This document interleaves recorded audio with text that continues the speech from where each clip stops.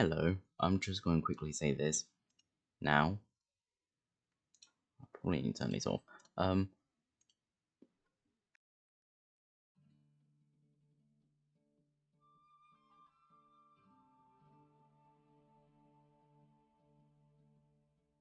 I just realized I was muted. Um, this will be quick.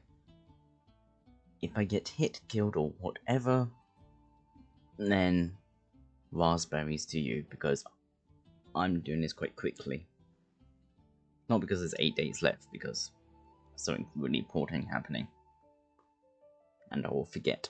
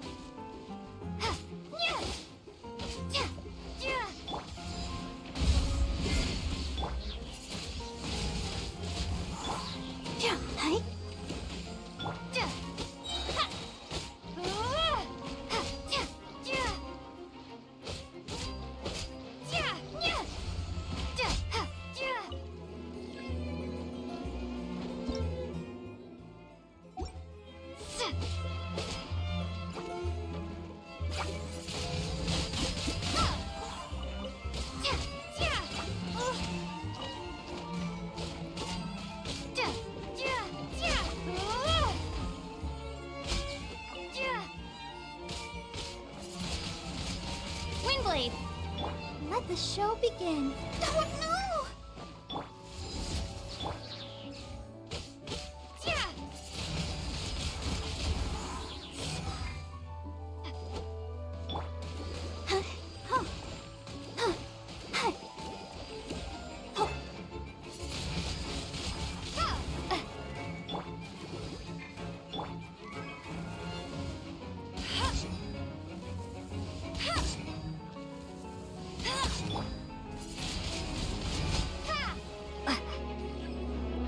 Prepare to be blown away!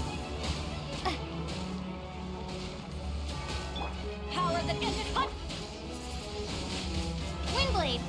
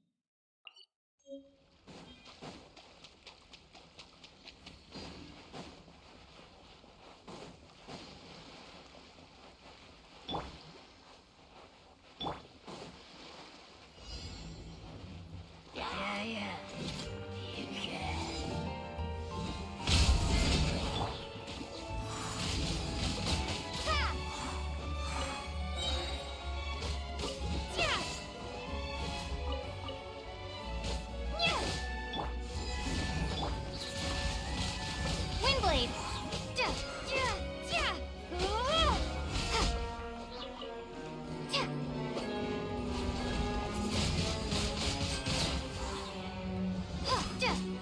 Let it rain!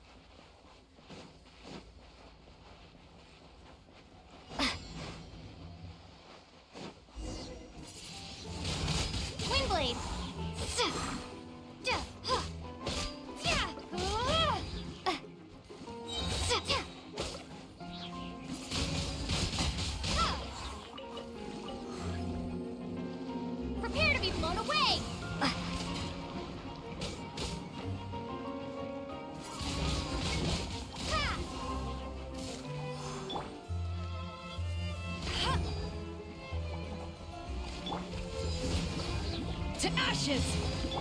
I'll protect us.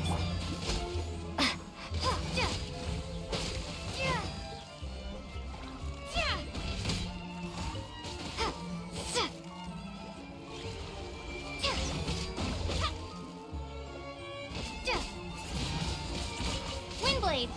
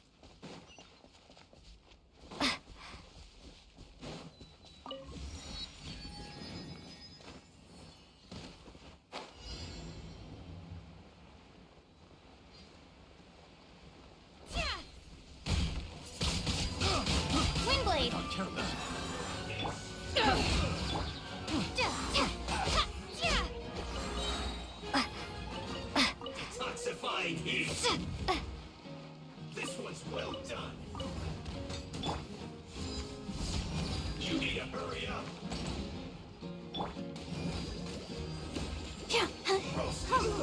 Feels hot.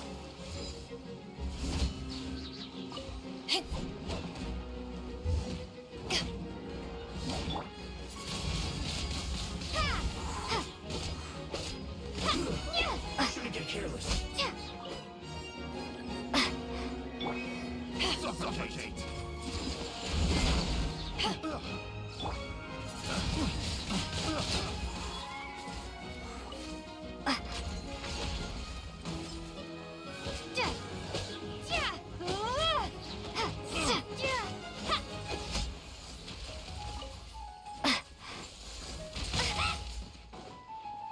Windblade.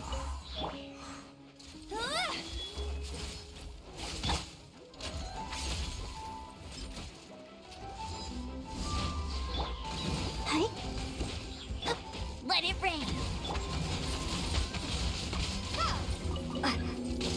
Prepare to be blown away.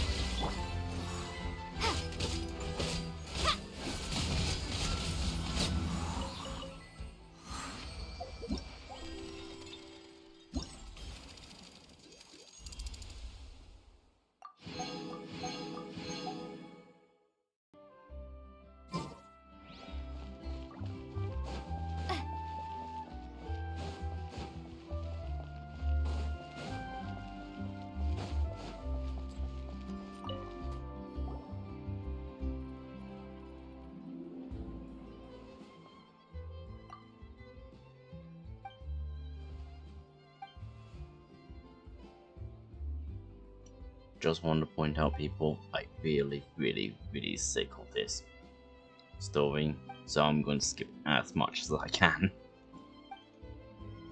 And if anyone complains, look on other YouTube. This isn't a stream. This is a recording. Please, for the love of God, shut up. I heard your plot, you're too fucking long.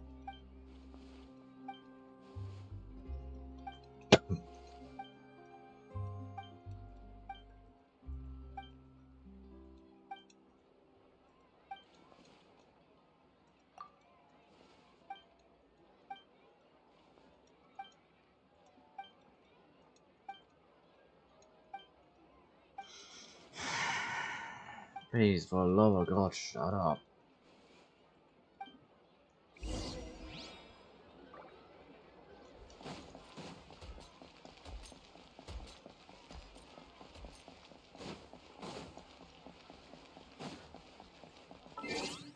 You know what? Fuck it. People Google the actual thing because it's too long. No, actually, no, what? No, I'm not going to do that. I'm going to mute OBS for sound, because there's no sound of them talking anyway. Enjoy me. No, that's not going to work. Bollocks. Fine. Enjoy the sound. I'm just going to watch the stream on my iPad.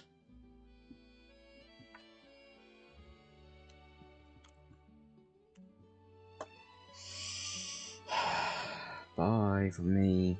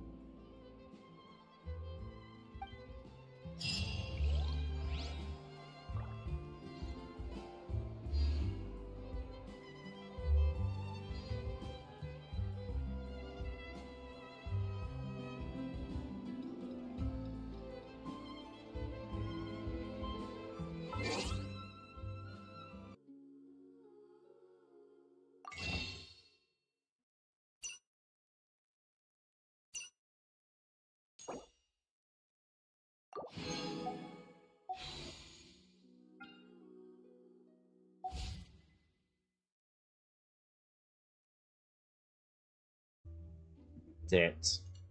Hello. I'm just going to... Oh, come on, me. There we go.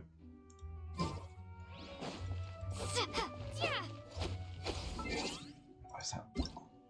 Just realized that's awfully quiet.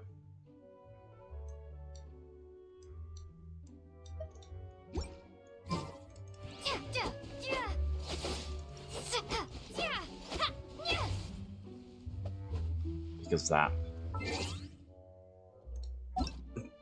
Fuck it, let's do one quest.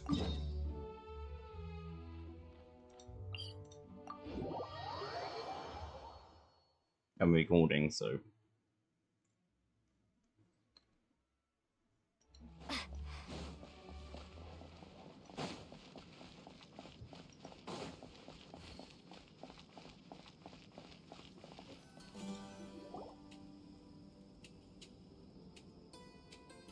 Although I've sent myself into exile, I'm still doing essentially the same things as before.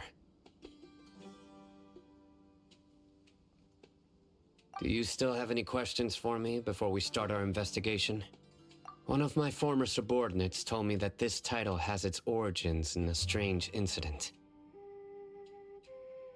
The Academia has long exiled mad scholars to Aru Village. A mysterious phenomenon exists here. When mad scholars first arrive, they are as incoherent and deranged as before. But after spending some time here, they invariably begin to calm down. Initially, the people of Aru Village greatly resented having to take in the mad scholars. But a strange incident one night changed that. Aru Village was struck by the strongest earthquake in living memory. Seeing buildings on the verge of collapse all around him, the then chief of the village was preparing to take everyone to safety. Suddenly, he noticed a mad scholar crouching in a corner, caressing the ground with his hands. A soft, green light radiated from him, like a divine glow against the backdrop of night. Despite the powerful tremors that ripped through the ground that night, all the houses remained upright, almost as if they had grown roots reaching deep into the ground. In the end, not a single building collapsed, and no one was hurt. After that, the people of Aru Village treated the mad scholars with greater kindness, and began to refer to them as the village keepers. The soft green light? A mad scholar protecting Aru Village? Paimon thinks so too. Actually, Sino, do you know if any of the mad scholars continued to wear their Akasha terminals at Aru Village? In theory, they would continue wearing them so the Academia could still monitor their activities. With that said, the main Akasha system would no longer have any interaction with them. Oh, no wonder! Everything makes sense then! Add in the fact that they calmed down, it was probably Nahida who calmed them. If you are able to draw a conclusion from this one story alone, then it appears you possess much more information than I do. So, what do you make of the story?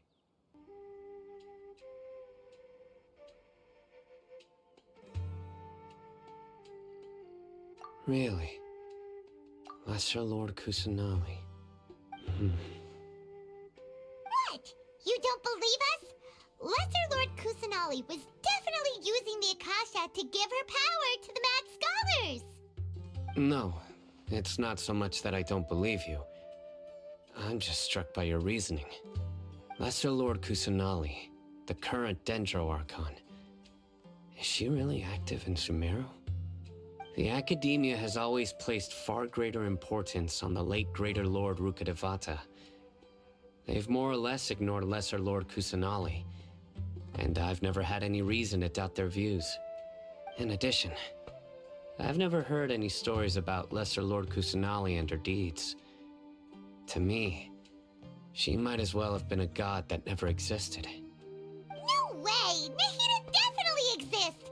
She's a... how should Paimon put it? She's a good Archon who's kind and wise. Even if she says weird stuff sometimes. I've spent many years interrogating criminals, so I can easily tell when someone is lying. Good! Then you should know that we're telling the truth. That look in your eyes. I've never seen that from a liar. You two really must have met Lesser Lord Kusanali. How can this be? To think, our Archon has been amongst us this entire time. Alright, now it's our turn to put our skills to good use for this investigation. But easier said than done, especially since we don't have any leads. Maybe we can start by knocking on some doors.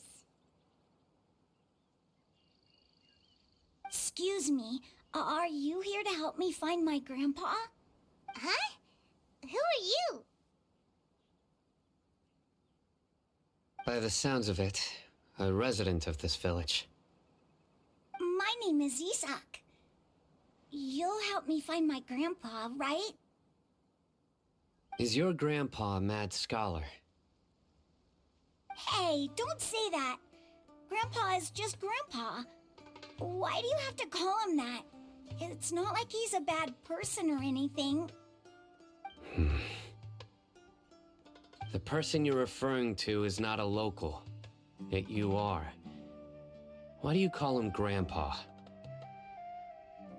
Grandpa is just Grandpa. He's my family. I heard everything you said to the village chief. Please, you gotta take me with you. I want to find my grandpa. I swear I'll help. I won't be a nuisance. Ah, so you're the one who was eavesdropping on us around the village chief's house. I was planning to go out and take care of whoever it was, but I had a vague feeling that they didn't harbor any ill intent. Whoa. Ethan wasn't kidding about Matra having sharp senses. Sino, he's just a kid. All he wants is to find his grandpa. Let's find a way to help him. Sorry, I was only listening in because I wanted to know where Grandpa went. Honest. If you don't believe me, you can ask Miss Candace. All right. But first, let's confirm the facts with Candace.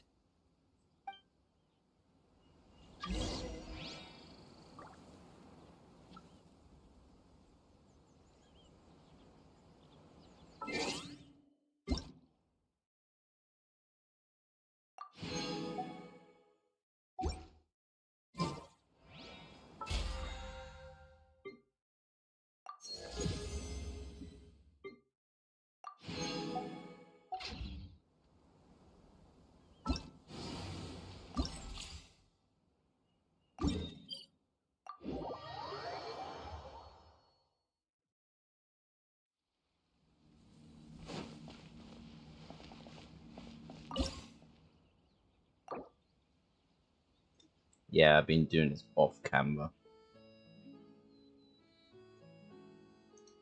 Just pretty simple.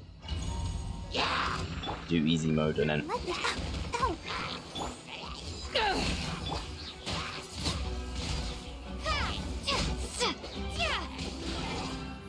yeah, that is too loud. Yeah, do easy mode and then just blitz through everything.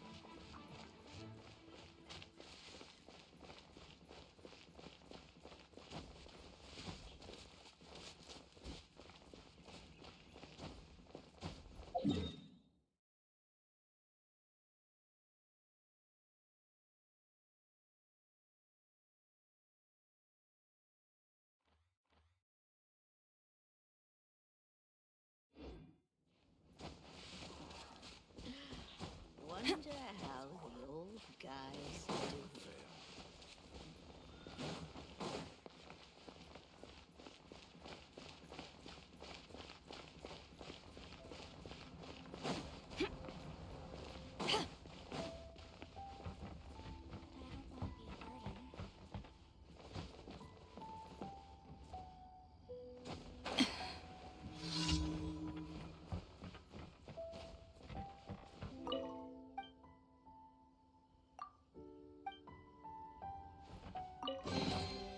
The more the merrier. First round's on me.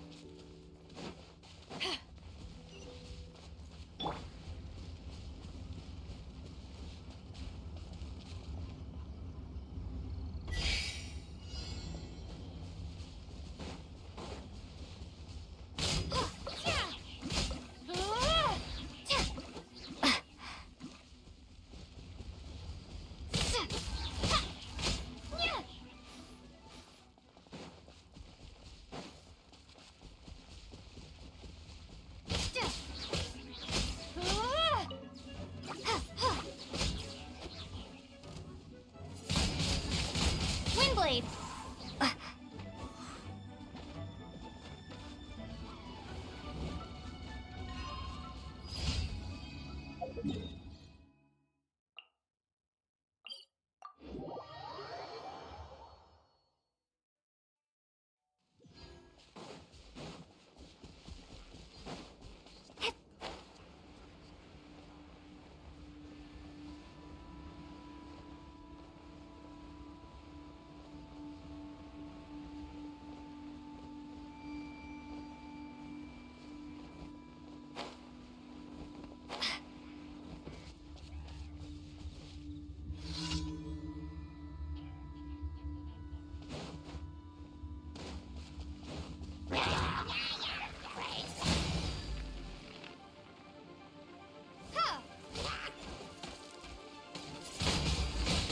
Windblade!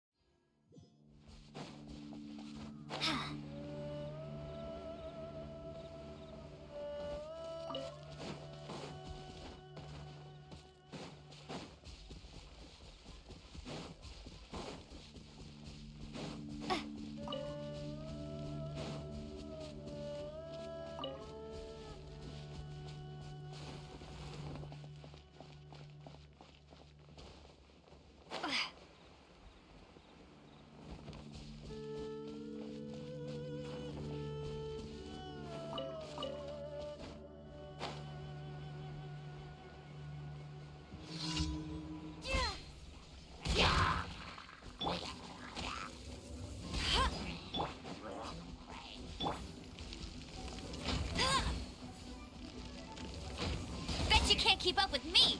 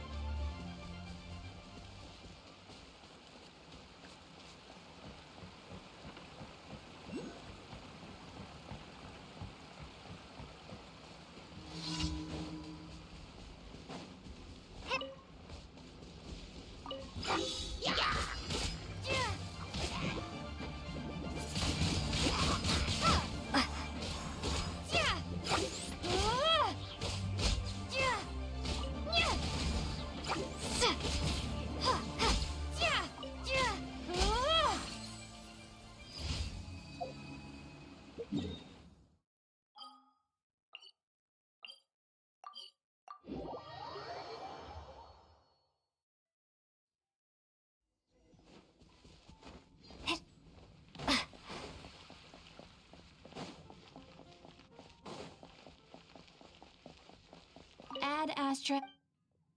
Thank you for completing.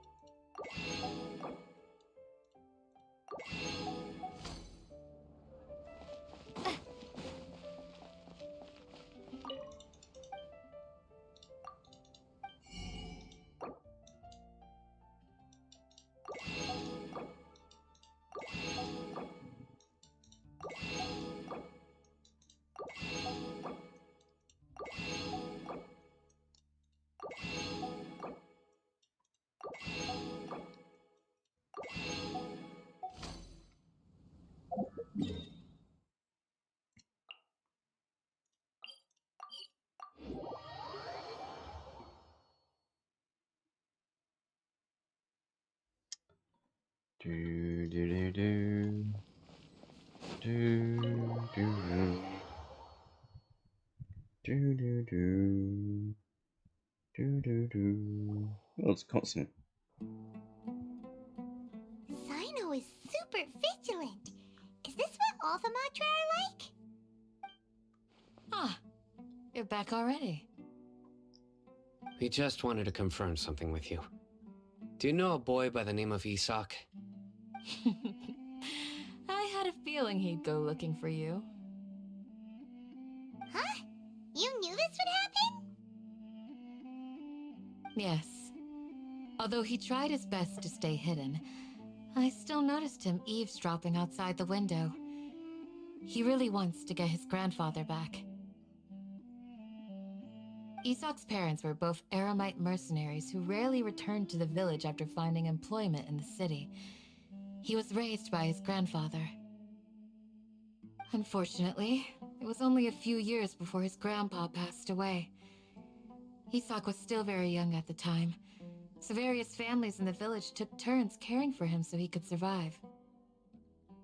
Later, an elderly mad scholar arrived at the village. Isak thought the scholar bore a striking resemblance to his grandfather, and thus often spied on the man. However, the scholar was unkempt in appearance and incoherent in speech. Although Isak referred to the man as his grandpa, he was afraid and didn't dare to approach him. One summer night, the oft mumbling and bumbling grandpa suddenly calmed down and seemed to become more lucid. He even noticed Isak hiding in the distance. So Grandpa walked up to Isak and patted him on the head. He even took Isak to the entrance of the village, where he patiently taught the boy the names of the stars, and accompanied Isak until he fell asleep. The next morning, Isak woke up and wanted to go find his grandpa again, only to realize his grandpa no longer recognized him. However, even so, Grandpa retained his calm expression. It's said that those who saw the scholar claimed he no longer appeared to be crazy, but appeared to be living in his own world, almost as if he were sleepwalking. Isak was thrilled that his grandpa was able to find peace and would follow him all the time, asking him things like, "Grandpa, want me to take you somewhere fun?" Or, "Grandpa, could you tell me stories about the stars again?" All this somehow just makes Paimon feel really sad. It seems like they both deserve so much better. Perhaps. Nearly everyone who lives in the desert has some form of hardship or regret. But even so, we must still continue on with our lives. It's also my reason for fighting. I must continue to protect this land.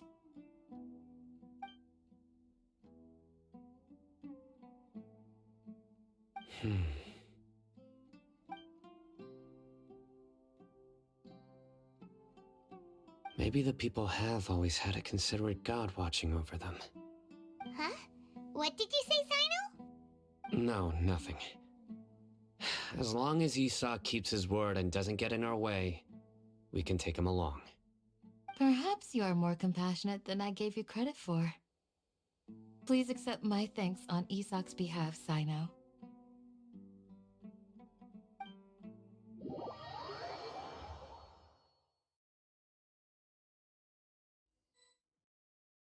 Hey, Isak! Oh, it's you guys! We've cleared everything up. Let's go find your grandpa. Really? Wow! Thank you so much! Yeah! Alright. Let's ask the local residents some questions first.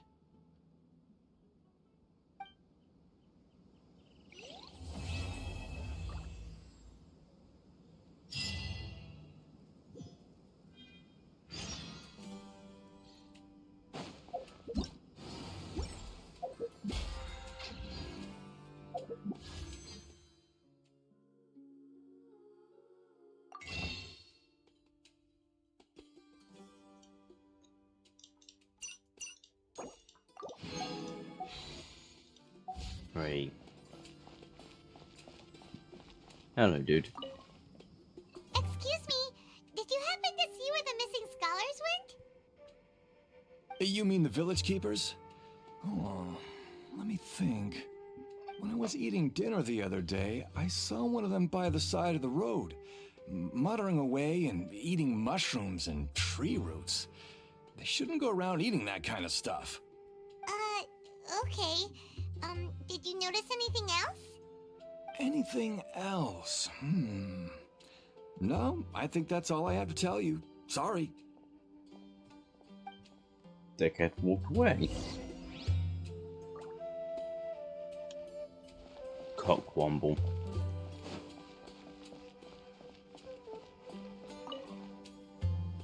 The scholars that have gone missing.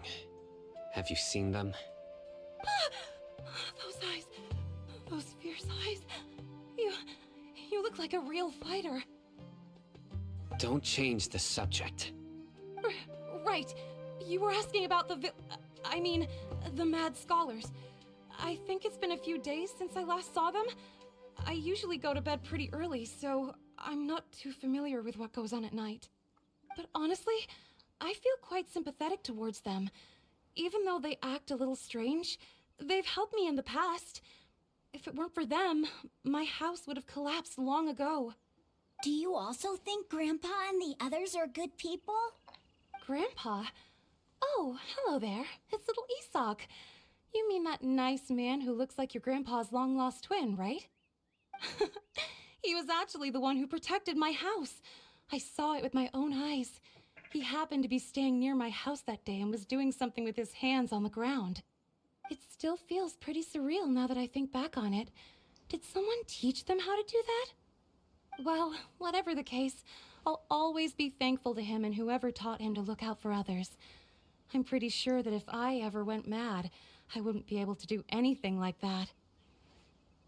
Gotcha. Thank you.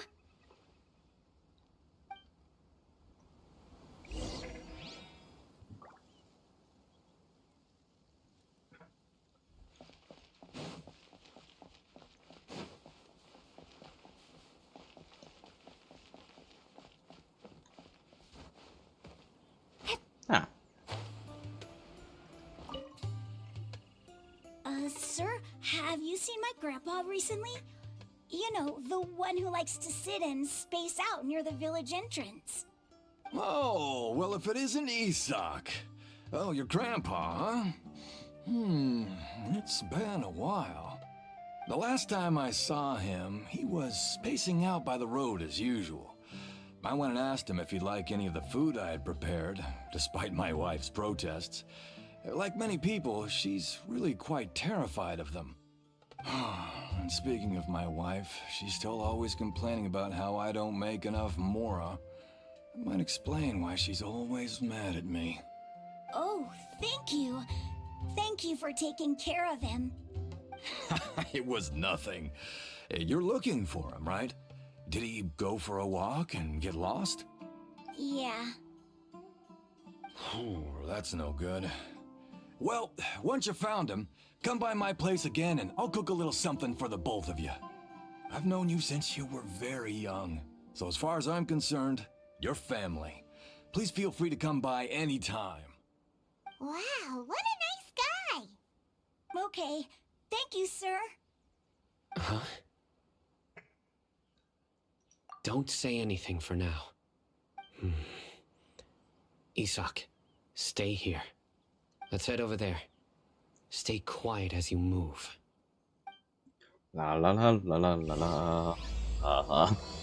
Making lots of noise.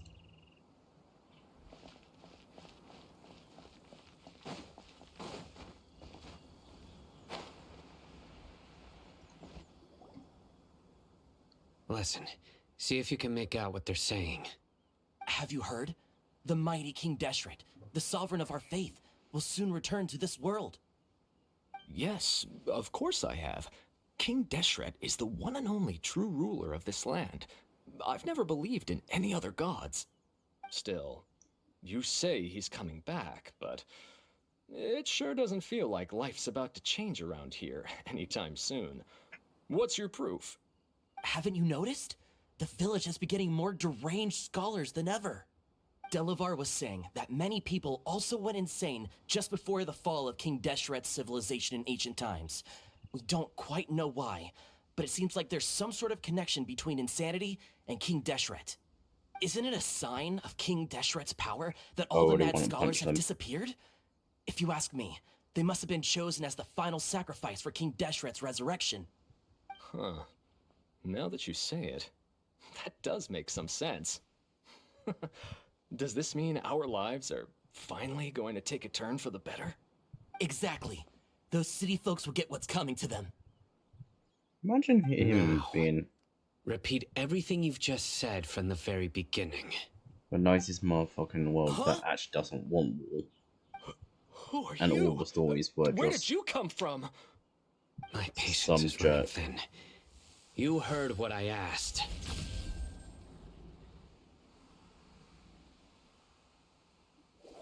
Yeah, bro, this guy's something else. Just look at his eyes. One wrong move, and he's gonna flay us alive. Let's not get on his bad side, okay? I am no match for this guy. You're no match to me. Okay, good sir. What is it you would like to know? Tell me about King Deshret's resurrection. Well, I only know a few things from hearsay. I went for a drink the other day and heard others talking about a rumor that the madmen will disappear and Glass that is King clipping Deshret will through. return to this land. I'm not making this up. I swear. What the fuck's going on right now? Hey, go on. Keep talking. It's true. It's all true, sir. We desert folk have had more than enough of those people at the academia. They keep sending us all their mad scholars and won't let us have a good life. Would you want to live like this if you were in our place? Yes. The radicals were even more thrilled than me when they heard the news. We're all praying for King Deshret's speedy return. Delavar also said that once King Deshret returns to our side, it's only a matter of time before we conquer the land on the other side of the wall. They're all willing to serve under King Deshret and fight for a share of the glory. Is that so? Seems like he still wants to know more. Keep talking. Got it. At first, I told myself it was just the drink talking, but then all the mad scholars vanished without a trace, just as the rumors said. Please don't beat me up just for mentioning these rumors. If I'm guilty, then everyone else around here is also guilty. I'm just saying what the others said. The people here really like King Deshret, but dislike the Dendro Archon. I mean, who can blame the fucking twats? Both gods are pretty bad, except for her. For starting, there's a band, and for King Pom, the story's not bad.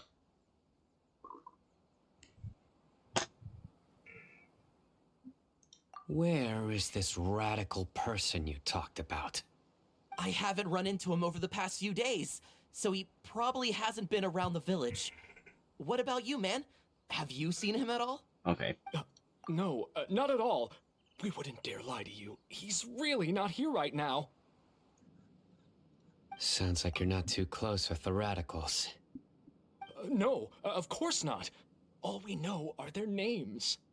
I have many ways to stop you from talking, and many others to stop you from sending warning messages. So you'd best just stay home and hope I don't hear of you trying to contact anybody. Don't do anything until I've gotten to the bottom I of this. googled. Try something foolish, and even Candace won't be able I to know who's protect you. King, such Yes, or yes, close got to it. be We'll do relative. just as you say. That scared Paimon half to death. Sino is pretty terrifying. He didn't try to reassure us at all. It's like he's used to hearing that. Oh, Paimon bets lots of people have told him that before. I heard that. Sorry. It's part of being a Matra. The rumor we heard just now seems like a strong lead, but we need to check a few more places. Very well. Isak! I'm here. Where's your grandpa's house? Well, I can take you there. I hear. Just follow I'm me. DJ.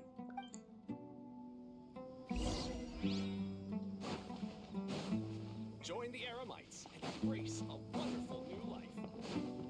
No.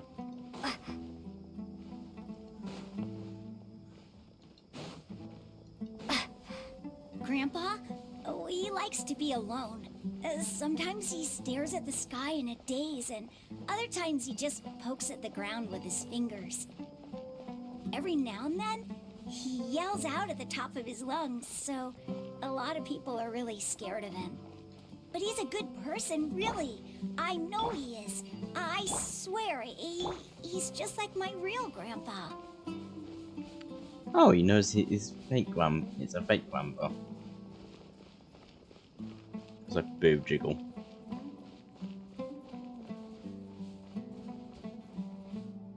Oh, come on.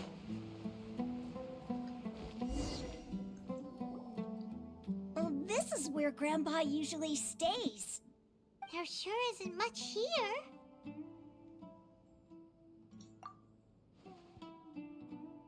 No. Incense? Please don't say it's the same one as before. But are you okay? Are you getting dizzy or need to lie down? There's a scent that you can sense, but I can't. A certain traveler here once passed out from that smell. Thankfully, Tainari saved the day. And then he gave us a long lecture to explain all about how it worked. So, you know Tainari? Huh? You know him too? Are you two friends? Yes. Now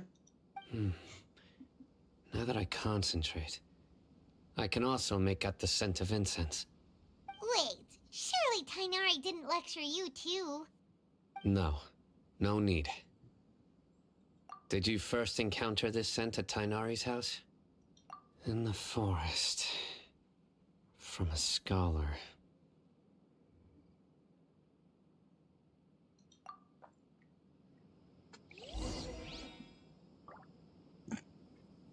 Bye.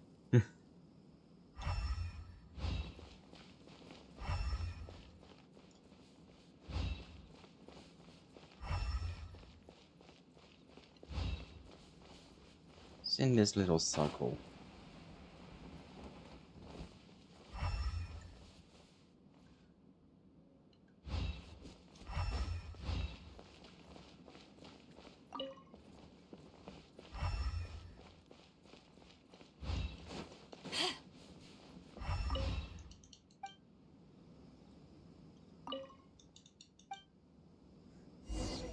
Found it.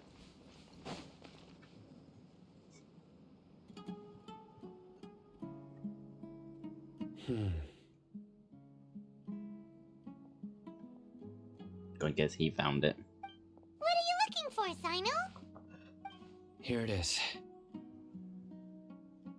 Take a look right here. Ground. Paimon doesn't see anything.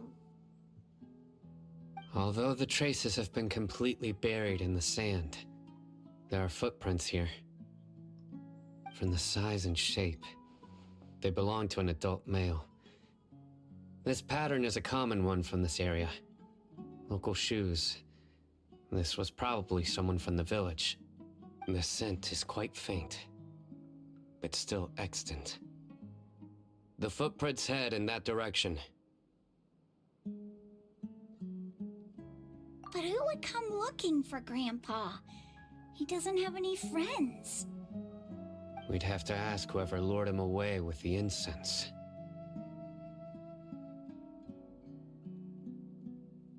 Huh? So you can lure someone away with just a scent?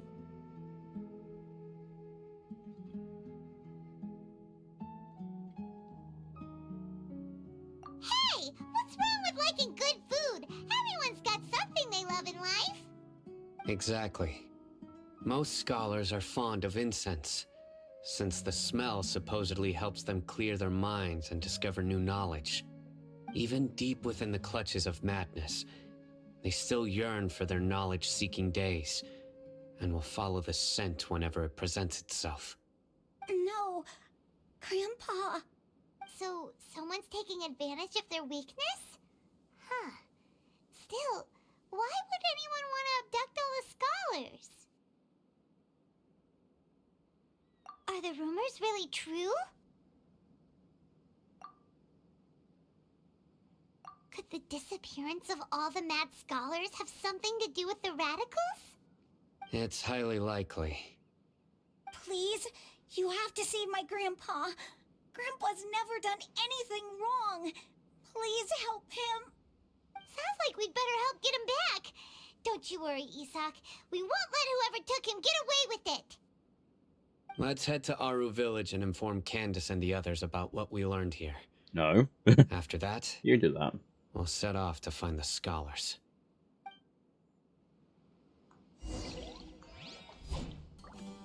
Attack Paimon.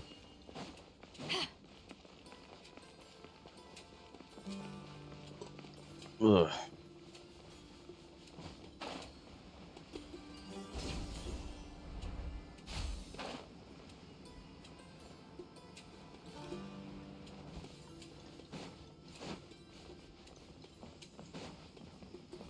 Onwards.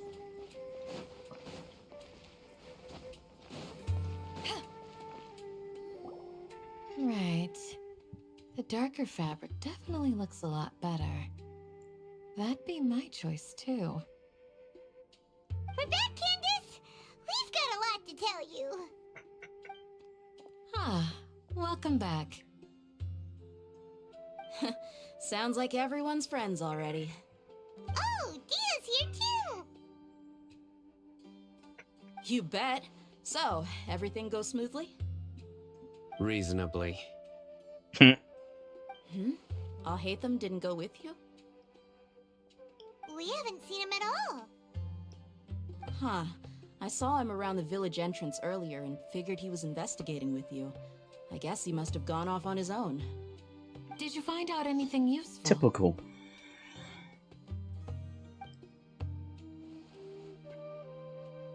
I see. So someone used a kind of incense to lead the exiled scholars away from the village.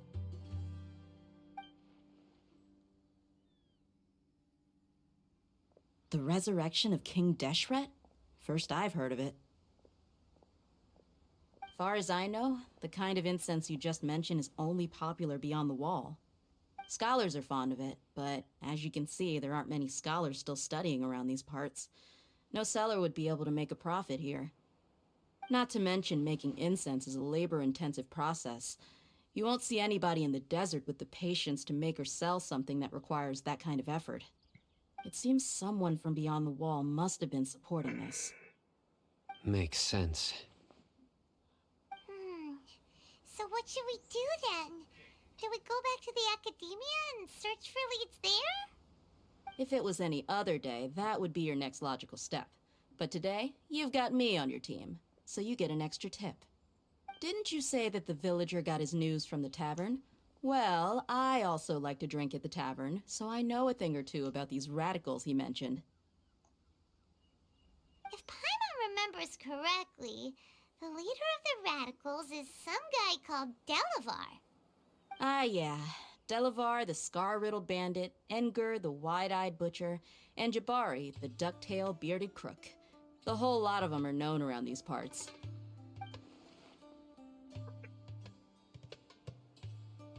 These guys have one thing in common, and that's being broke. The rougher life gets, the more they want to believe in King Deshret. Way they see it, King Deshret's resurrection is their only chance at overthrowing the Academia. Throwing all of Sumeru into chaos is the only way to change the way of life here in the desert. Anyway, that's my guess why they've chosen to become radicals. Tia! You're amazing! You really know this place inside and out!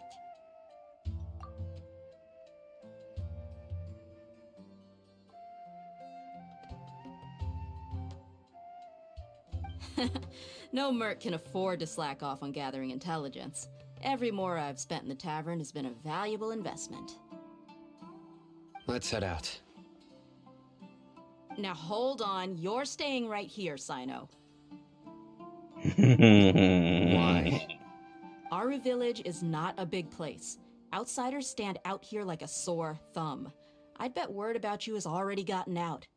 The desert is unforgiving, so the way of life here is also a lot tougher than on the outside of the wall. You survive on making connections out here. Compared to you, mercs like me are just third-rate amateurs. I've got no actual fighting skills to speak of. But that also makes it a whole lot easier for me to gain the locals' trust. My mouse is between her tits. I need to go around and ask some questions, but it'll be difficult if you're with me. Fine. Good. Then we've got a plan. The Traveler and Paimon will go to Caravan Rebot with me, and we'll try our best to figure out where the mad scholars have been taken. Sino, you'll have to stay in the village and continue investigating on your own. Alright, sounds like a plan!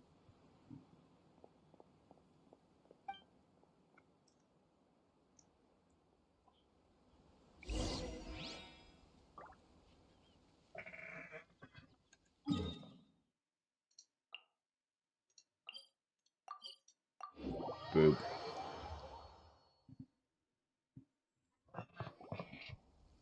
Well, here we are again! Sounds like you're starting to get familiar with the area. Paimon's amazed every time we see the wall of Samiel. How can a wall this tall even exist? It's almost unreal. I know what you mean. I had the same question every time I walked this way when I was a kid. Also, why is this high wall here? And can a wall really block sandstorms? It was only after I grew up that I realized the wall of Samiel isn't just there to keep out the sandstorms. It serves a more important purpose, keeping out people like us. Sumeru is run by wise and mighty sages. To them, us desert dwellers are nothing but tools that can be used and discarded at their whim. We're cheap labor, like livestock, but easier to control. Nothing more. Even if a child from the desert got the chance to obtain an Akasha terminal, almost all their requests for knowledge would be denied. The Academia believes we're underserving. Geniuses like Sataria are 1 in a million. The other children never get a single chance to try and rewrite their fate, even though the Academia knows very well that we're humans, just as they are. That's terrible. That's why they can't. I would tear down this wall with my own hands if I could. I can.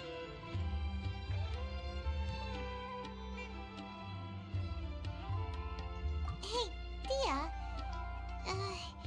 You're not thinking about doing anything scary, are you? No, not at all. This place just gets me thinking, that's all. Besides, we're here to procure information, aren't we? Yep, we gotta catch those.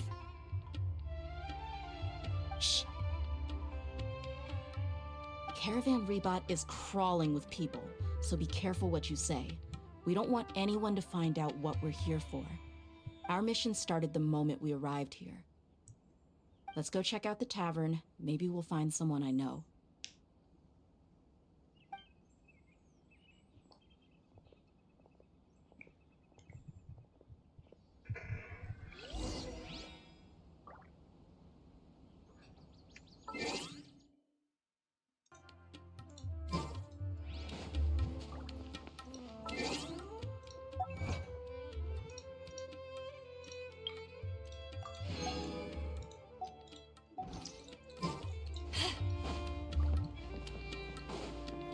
Hello. Just our luck. None of them are here today. You mean you don't see anyone you... Dia, is that you? What a coincidence. You here for a drink too? Zaki. Finally, a friendly face. Oh, and who do you have with you here? Guests from another land? Hello, hello. I'm Zaki. Dia's, how would you put it? Drinking buddy? We've had drinks together a few times. You could say we go back a ways. Anyway, as far as my friends here, they aren't too shabby, are they? You rarely see any Outlanders so friendly and respectful nowadays. Absolutely. Much better than those people on the other side of the wall. So, Dia, are you looking for someone? Yeah. Have you seen Enger, Delavar, or Jabari recently? Of course I have. Matter of fact, we were all here drinking together just a few days ago. I've got a spice trading deal from another nation. I thought maybe Delavar and his friends might be interested. Know where I could find him? Ah, how thoughtful of you. Then I assume you also know that Delavar's been having a hard time making ends meet these days, so you came here to help him out? Hey, keep it down. Let's just say I prefer to keep this deal a secret. Y'all at Caravan Rebot are like family. If there's more to be made, why not do it together? Besides, Delavar and his friends have muscle. They'd be a good fit for escorting the goods. Yes, how considerate of you. Delavar's my friend too, so of course I can take you to him. Come with me.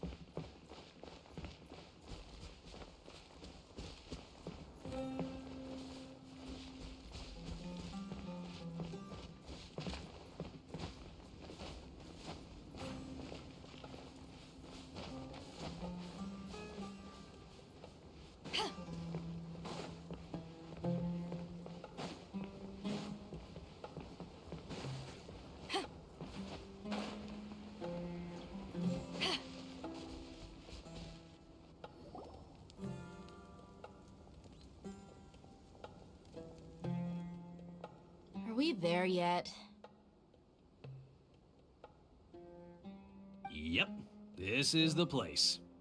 This place is practically deserted. What are they doing in a place like this?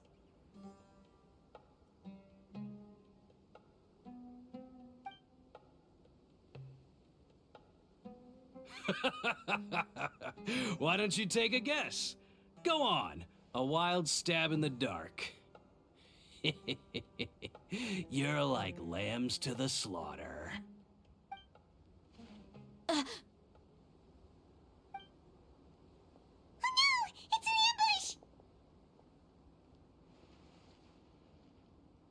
ambush! Shock What's this all horror. about, Zaki? Come on, Dia. You really think we didn't hear about what you said back in Aru village? The boys have kept a close eye on you from the moment you set foot there. Not only do I know that you're looking for Delavar, I also know that you've teamed up with people from the Academia to look for the missing scholars. So, you've been watching us from the very beginning? Uh-oh. Paimon knew leaving Sino behind was a mistake! No. And you left the strongest one in the village, didn't you? Who do Piss you off. think you are? You really thought Strongest? we'd fall for your little business deal nonsense? So you and Delavar have been partners all along. Dia, I guess it's only natural for a traveling mercenary like you to be out of the loop. Those of us who hang around the tavern have stronger bonds than you think. But you got one thing right. We're all looking forward to an uprising in Sumeru. There's nothing more we'd like to see than the desert folk overthrowing the Academia. If that's the case, then I'm sure Delavar wouldn't miss a second of it. I'll be honest with you. If it weren't for what you said in the village, your little monologue about the Wall of Samio would have convinced me that you're one of us. Delavar. And Edgar, you're here too, huh? Strongest Long motherfucker. time no see, Miss Defeated a Mercenary. dragon. I'm You fucking should have angry known on the that. traitors are what us followers of King Deshret despise the And as most. much as for them, Leather the Bear I thought that you, is a a fellow dick desert dweller, towards- would understand why King Deshret is greater than the Dendro Archon. Little did I know, you don't deserve to join us. Yeah. You'll be joining Gee, anyway. What a missed opportunity. Adopting radical views and kidnapping innocent scholars. All because of some baseless rumors. Anything else I'm missing out on? See? There you have it. Mercenaries are just a bunch of faithless scum with only one thing on their minds. Mora. Yes, please. Pathetic. You're all like a pack of street rats. You're not wrong. Mercenaries are driven by Mora, and my faith lies with whoever's paying me. As long as there's a profit to be made, anyone can become my friend. Enough talking! Get him! Oh no. Only 4 dudes? Just as I expected. Let's teach him a lesson, traveler. Oh no. Ah, shame. Following Oh, orders. more than 4. Yeah!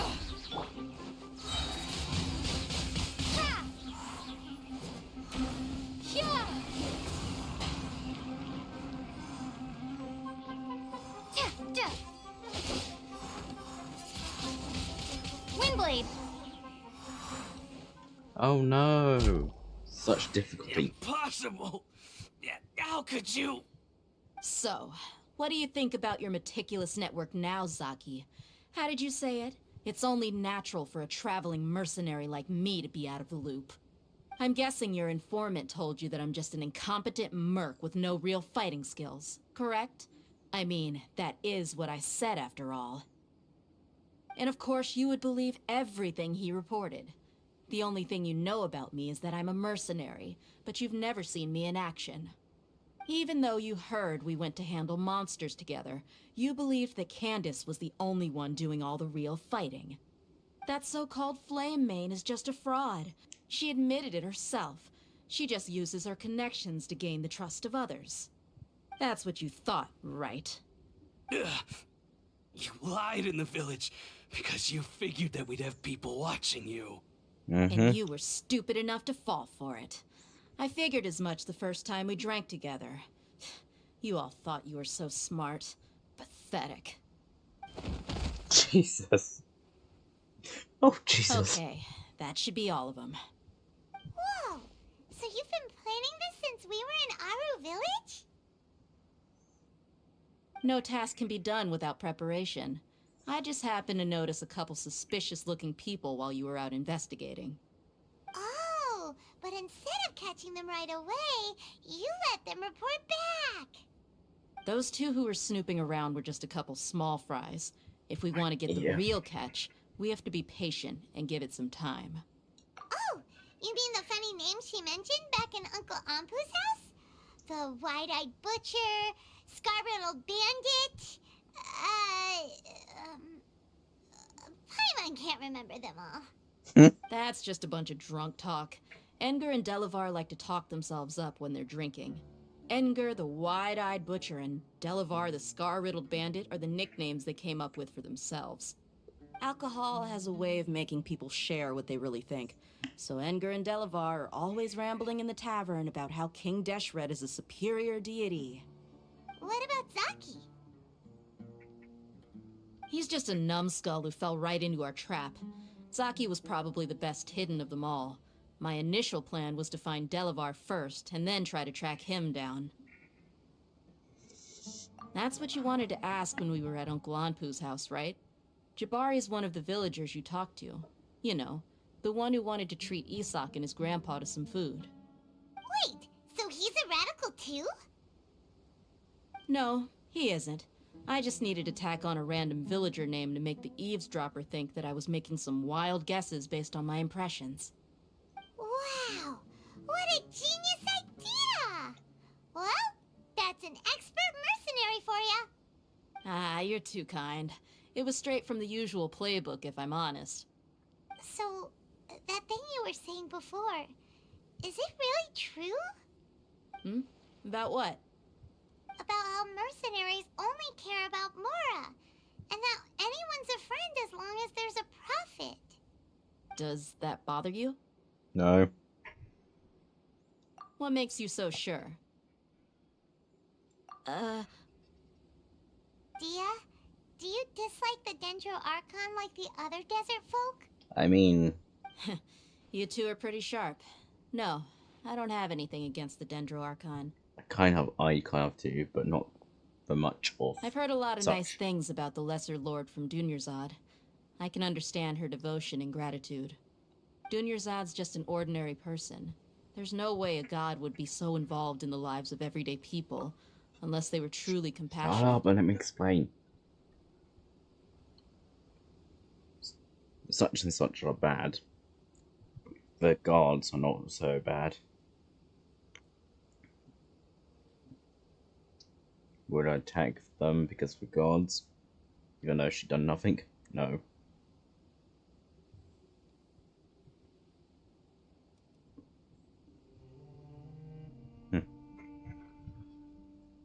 Will I attack the higher up scientist? Fucking yes. Oh, fucking yes. Stab them between their dick. I've begun to realize that the sages are behind everything that's happened recently. Fuck The you, radicals' sages. blind belief in King Deshret, making the Dendro Archon out to be an enemy. It's all the academia's trickery. But I see through it all. No, not sages. And unlike Academia. them, I can never be hostile towards anyone who's never done anything wrong. I can. Dia. It's called rage. Anyway, looks like we're done with business here. Traveler, lend me a hand. Let's tie him up and bring him to the village. But no, for real, I'm not. I'm making jokes for someone that has only stepped, fuck, no, 2 hours. I have a headache. This should be all of them. I'll let you take it from here. All right. I'll be in touch. Until then, please stand by. Candace, do you need any help? Candace will be okay on her own. I trust her, so you can too. She's been guarding Aru village for quite some time now. If anyone is qualified to question the offenders, it's her. While I'm questioning them, why don't you pass some time by exploring the area? Done. I'll meet you back here tomorrow morning, Traveler. As for these idiots, let's just hope they live to see another day. Explore.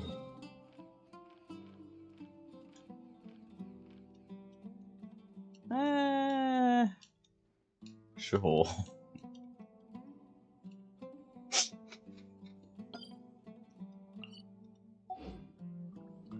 Right, okay, fine, passing time.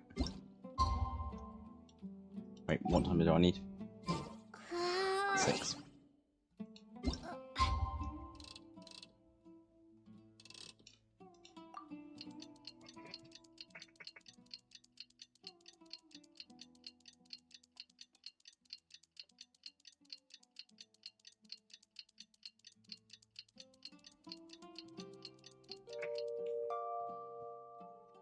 Who the fuck gets up at 6? Oh wait, it's nearly 6. Right on time. It's nearly 6. We'll know any moment now. Paimon's been wondering. You seem to know Candace pretty well. Have you been friends for a long time? We've known each other for some time now. She's a pretty interesting person. Even though she's an extremely strong warrior, she never misuses her powers against others.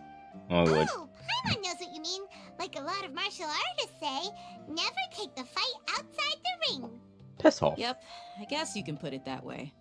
It takes strong convictions to be as Always dedicated take as fight she is, outside and shoulder the that ring. kind of responsibility. Us mercs, on the other hand, we pretty much live from one day to the next. Well, Paimon thinks you're great too. Really? Thanks for that.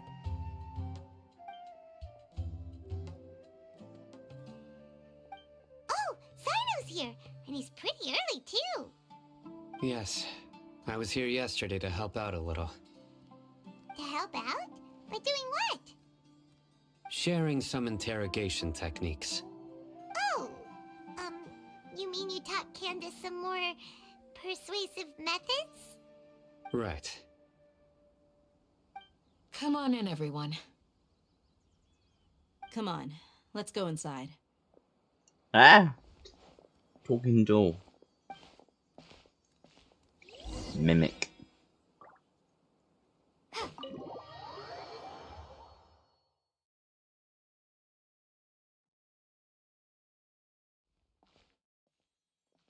Candace, where?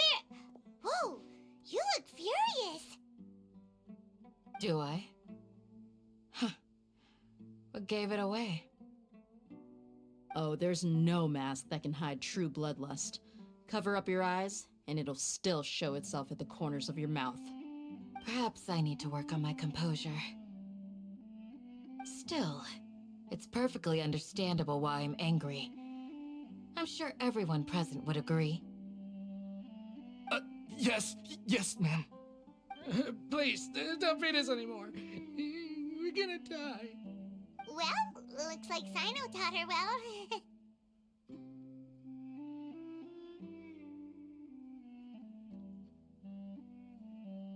You fear death yourselves, yet you do not hesitate to place the lives of others at risk.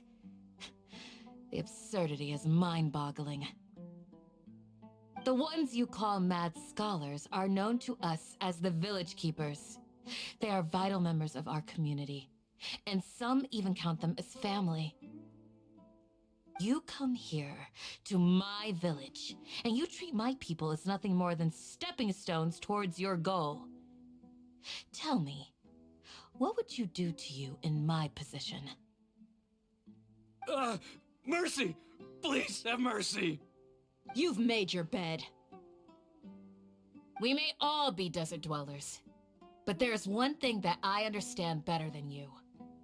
The resurrection of King Deshret will only result in war. And war serves no one. The people of Aru Village care little about which god is in power. Life may be tough and tiring, but we wish to preserve our way of life. A war would only cause us to lose all that we have. And that is not a responsibility that you can afford to shoulder. We understand. We're sorry. I'll tell you everything I know. Please, just let us go.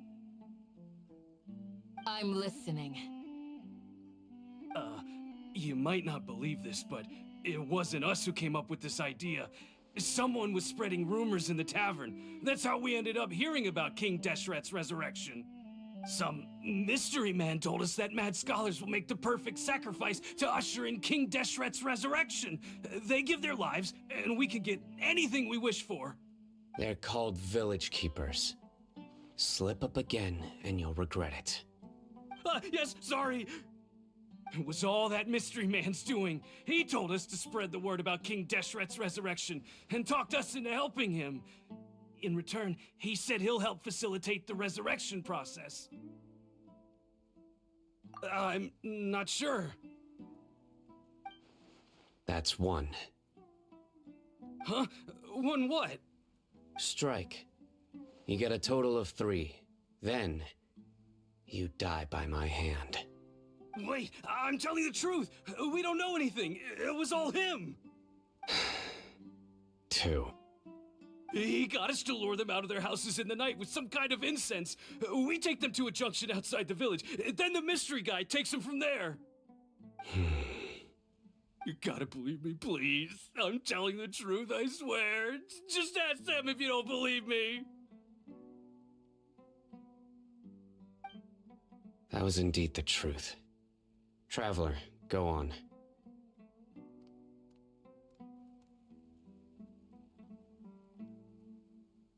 You have to believe me. If I knew that, I would have told you his name right away. I'm not risking another beating to keep his secrets. No way.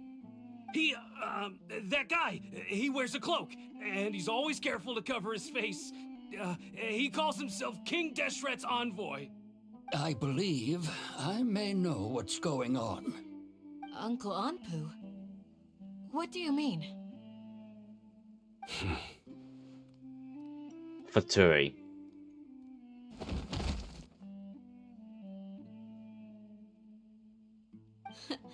Smooth. Okay, speak. If my suspicions are correct, this mystery man they speak of could be from the academia. All that. Some time ago, people from the academia attempted to take the village keepers away. I refused, insisting that they are part of our community. It strikes me now that this secretive character shares the same goal they had. Which means it's highly likely that the academia was purposely spreading a false rumor to trick the radicals into delivering the village keepers right into their hands. They were the ones who brought them here to begin with. Now they're trying to take them back? We aren't gonna let that happen. Not the academia again.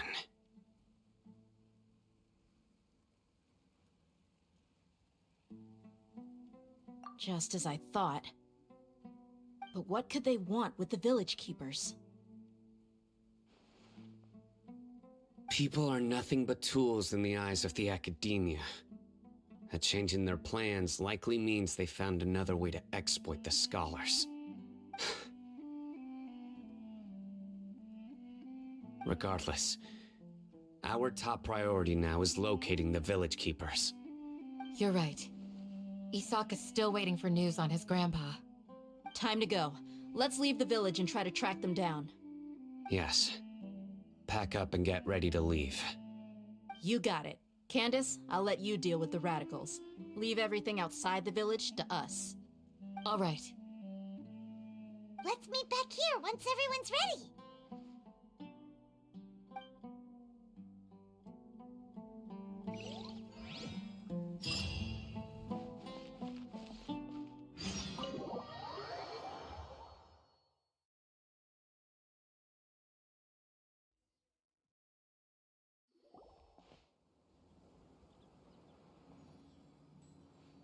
Let's get some food in us and then we'll... Whoa! Where did you come from? Well, as you can see, I am merely sitting here and reviewing what we have deduced thus far. You were gone for ages! And now you're suddenly sitting here musing to yourself? Where have you been anyway?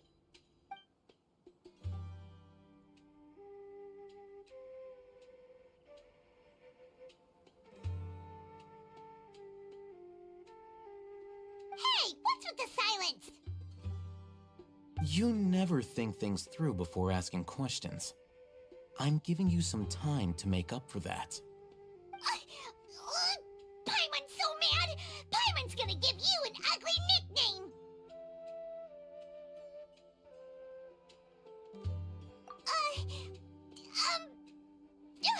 Never mind. Paimon's got nothing. There's just nothing super obvious to pick with this guy. It makes it so hard. Well, you've heard nothing to suggest I left this whole time, so clearly I stayed in the village to investigate. Anyway, you plan to leave Aru village and keep searching for the truth of this matter, yes? Yep. We're not gonna find out anything more by staying here, so we thought that we might as well take the search elsewhere.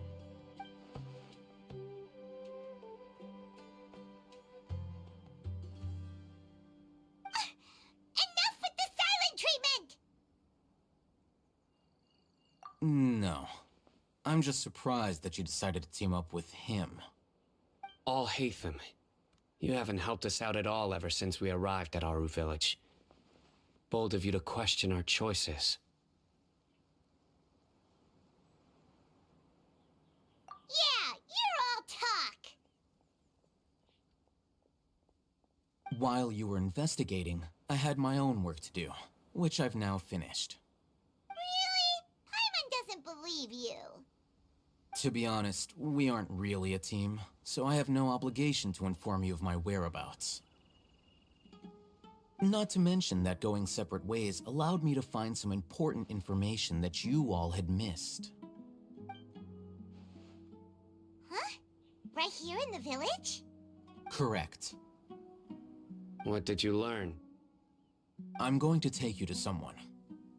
But before that, you need to understand where she's coming from. What does that mean? How do you think the residents of Aru Village feel about what we're doing? In other words, do you truly believe every single word the villagers tell us? You mean some of them lied to us? Hiding the truth does not necessarily equate to lying. Again, these people have their reasons. Remember what Candace said? Most people in Aru Village don't necessarily care which deity is in charge of Sumeru. That's because whether King Deshret or the Dendro Archon has power is of little significance to them. By contrast, the perils of their daily lives are ever-present concerns. They won't simply share everything they know with you without good reason. That's why you believed there was no further information to be found in this village.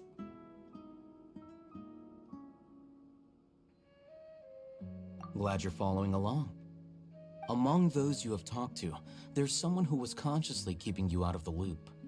In fact, she's been observing your every move since you arrived. The reason being, to someone who only wants to live their life in peace, any external factors introduce unpredictability into the equation. Those eyes. Those fierce eyes.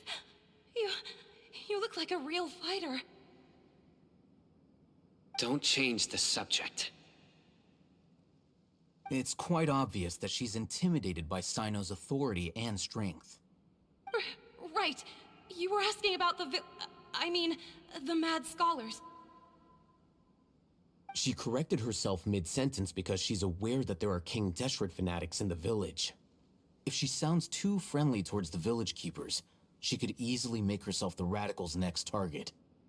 I think it's been a few days since I last saw them. I usually go to bed pretty early, so I'm not too familiar with what goes on at night. Remember? She made a point of denying her involvement in anything that occurs at night. But honestly, I feel quite sympathetic towards them. Even though they act a little strange, they've helped me in the past. If it weren't for them, my house would have collapsed long ago. After speaking to the village chief, it became clear that the village keepers had protected Aru Village at night. In other words, the young miss was very much awake during that time. Then why would she lie? By getting involved with an outsider, she risks drawing unwanted attention to herself. As for why she might be so wary about all this, maybe you should ask her. I'll pass on this one. You said that she is afraid of me. If so, it's best if I stay out of this. We're on it!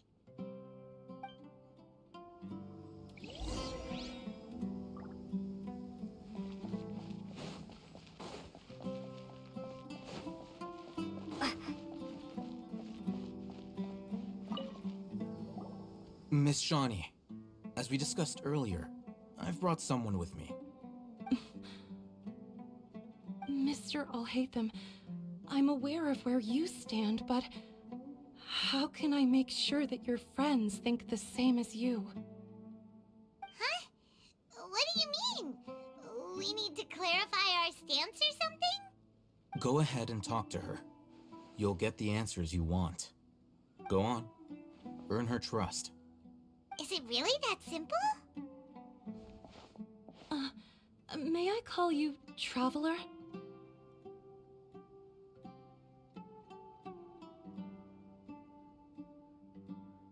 Sure, everyone else does it. Hi, Traveler. I want to ask you something. Do you think the resurrection of King Deshret can truly change Sumeru for the better? Why's that? That's very similar to what Miss Candace says.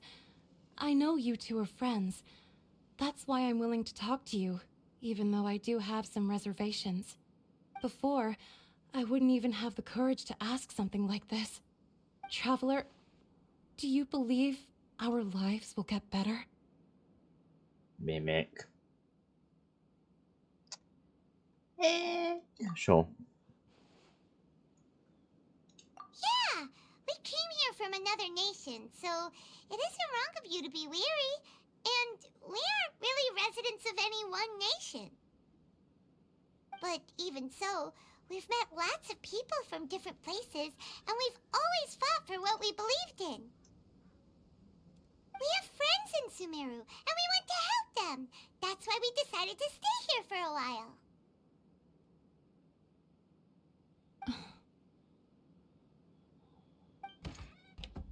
I want to trust you. My apologies for posing my questions like that. To be honest, I didn't expect you to come back for more information. Alhaitham told us you have your reasons. It's okay. We understand. The fact is that only one side of my family is desert folk. I don't really fit in anywhere in Sumeru.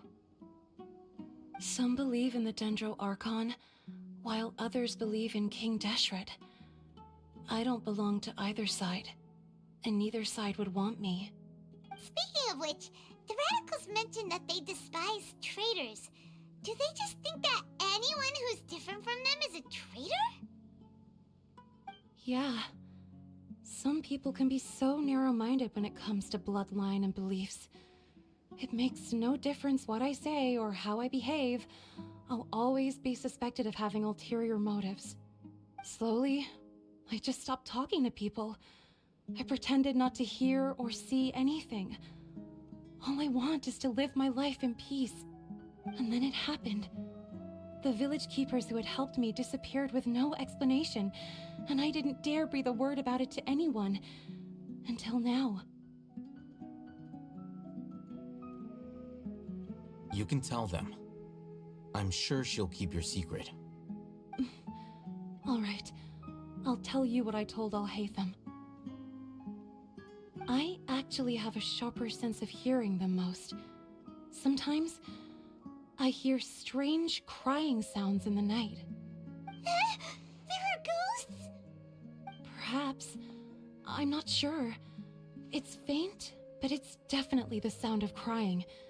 It comes from far away in the distance, and always carries very raw emotion. It used to be louder and more frequent, but ever since you arrived in the village, it doesn't seem to happen as often, and when it does, it's much quieter. I have to focus really hard to make it out.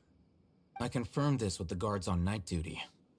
They also have someone with a good ear, and he's heard similar sounds at night. But, because we're in the middle of a desert, he would rather believe that they are the cries of beasts than ghosts.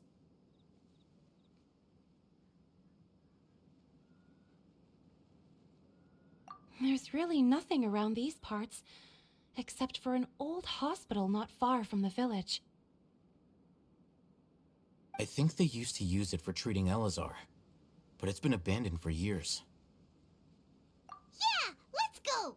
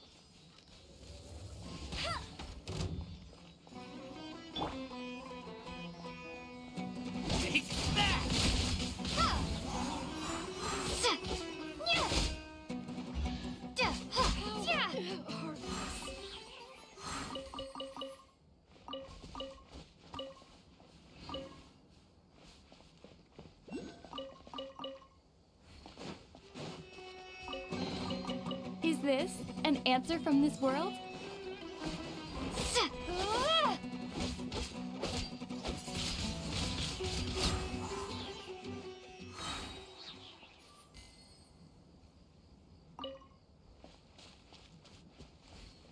Ooh, is this the place? It's in terrible shape, and there's sand everywhere. Empty and forgotten. An ideal place to hide people. There's sand everywhere anyway, Paimon. We're in the fucking desert.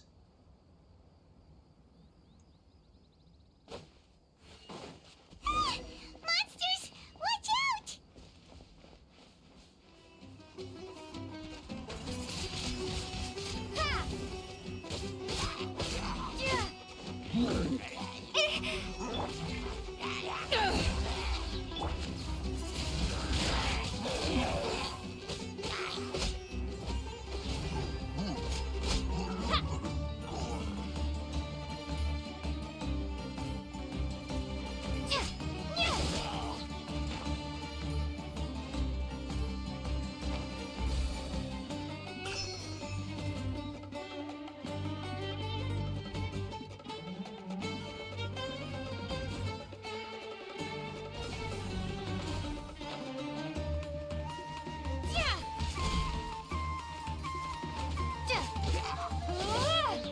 Ha!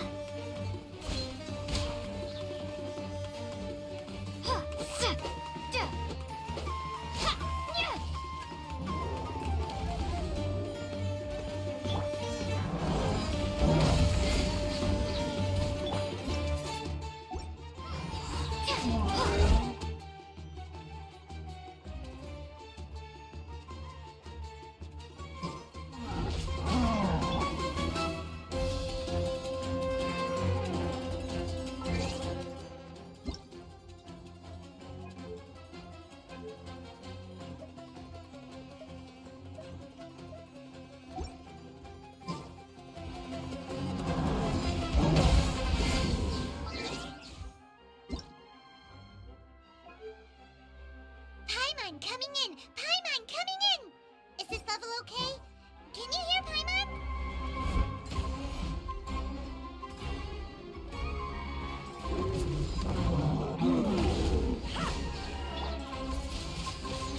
Windblade! No one escapes my...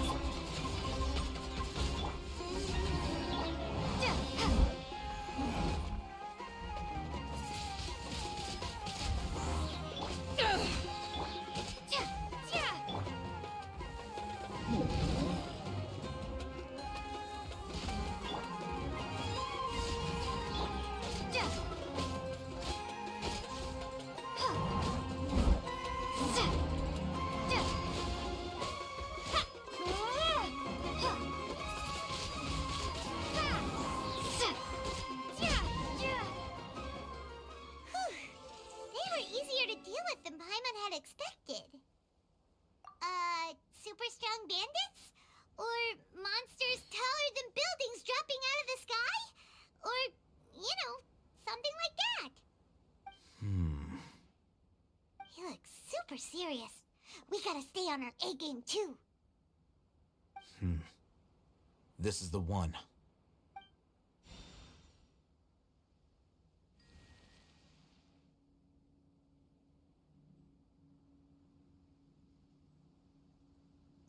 Oh good, counters knowledges those. What are Let's those go in anyway? and take a look. We know they set off and the name, but who invented those? That's a door. Hey, we haven't found squat. Are you sure we aren't wasting our time here? Patience. Shawnee says she only hears the crying at night. We have time to burn. Until then, I'm taking a break. And just like that, he sits down. Wait, he even brought a book to read? What are you reading? Let Paimon see!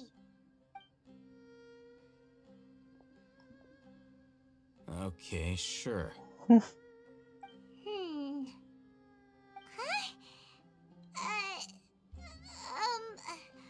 The natural position, which is the positional propensity of an entity in Carter. natural motion in contrast with an object in forced motion?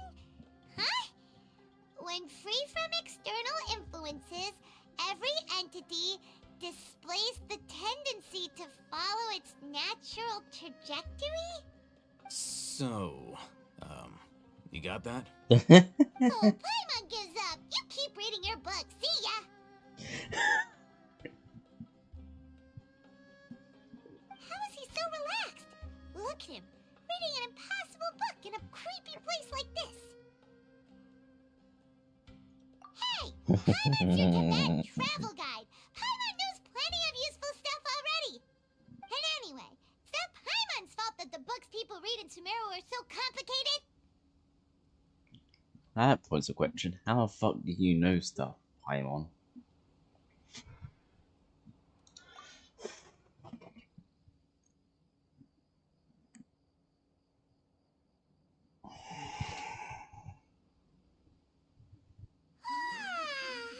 Paimon's getting so sleepy. Huh? What was that sound? There it is. It's coming from that direction. Is the sound coming from here? Huh. Paimon's not seeing anything. Underneath.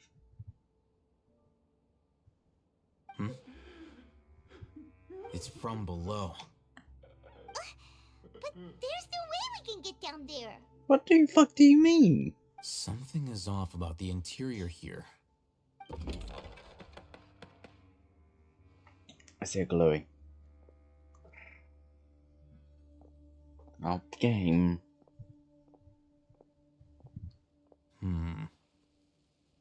As I thought, there's a hidden structure. Wow. It's like they tucked another hospital into this one. Oh, it looks like there are other mechanisms around here. Let's keep exploring.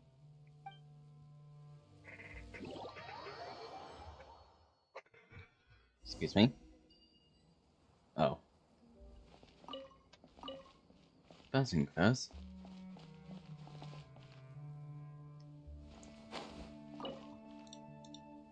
Ah, okay.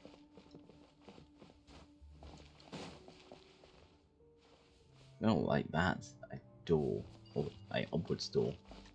Does that.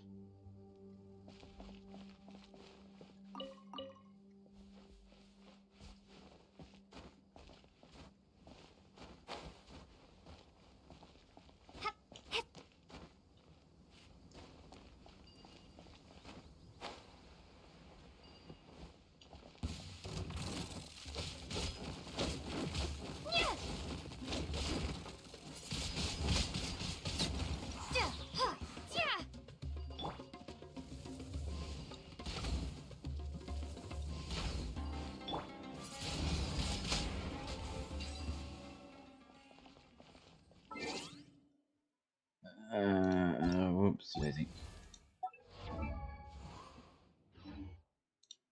No. My ear. Yes, I would like to have. I'll ensure your safety. Nope.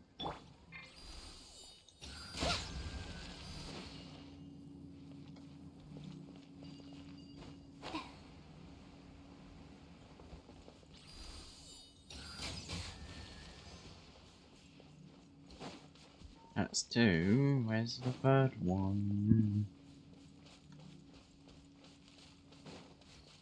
My hands is covered in baby powder. I feel sticky. 3.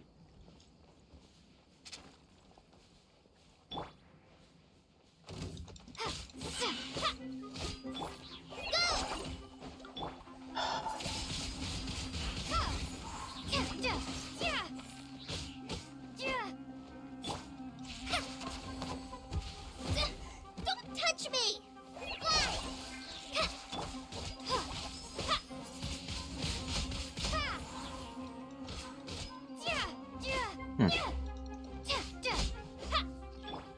Oh, bug off. Let it rain. Windblade.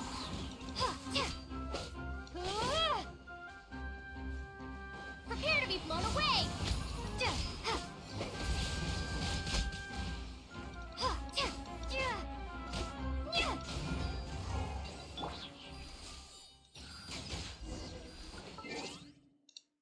Again, click the wrong one.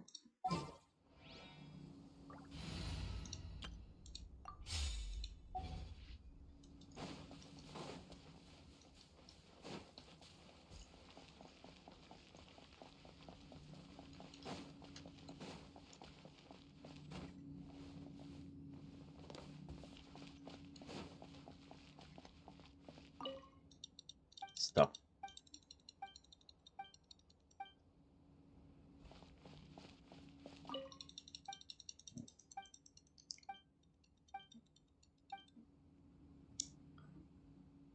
Wallpaper. Wallpaper.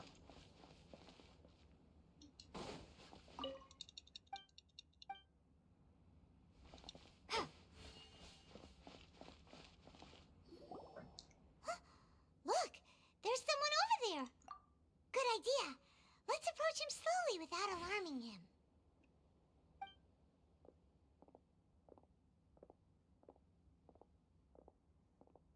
Wait.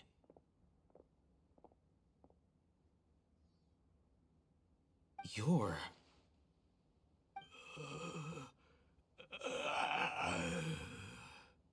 He can't speak, and his eyes are unfocused.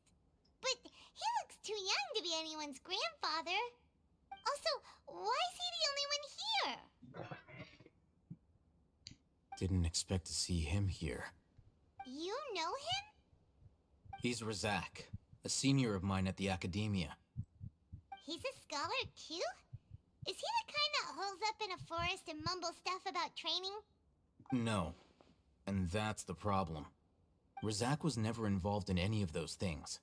He never trained in the forest, let alone reach Satyavada life. Leaving that question aside for the moment, him being here alone means that we might be too late. Looks like they've already taken everyone away. For whatever reason, they left Razak here. Perhaps they simply didn't have time to come back for him. There are drag marks on the ground. They're clearer by the doorway. Someone was forcefully drawing a cart that was loaded with something heavy. Loaded with people? Gruesome. That is one possibility.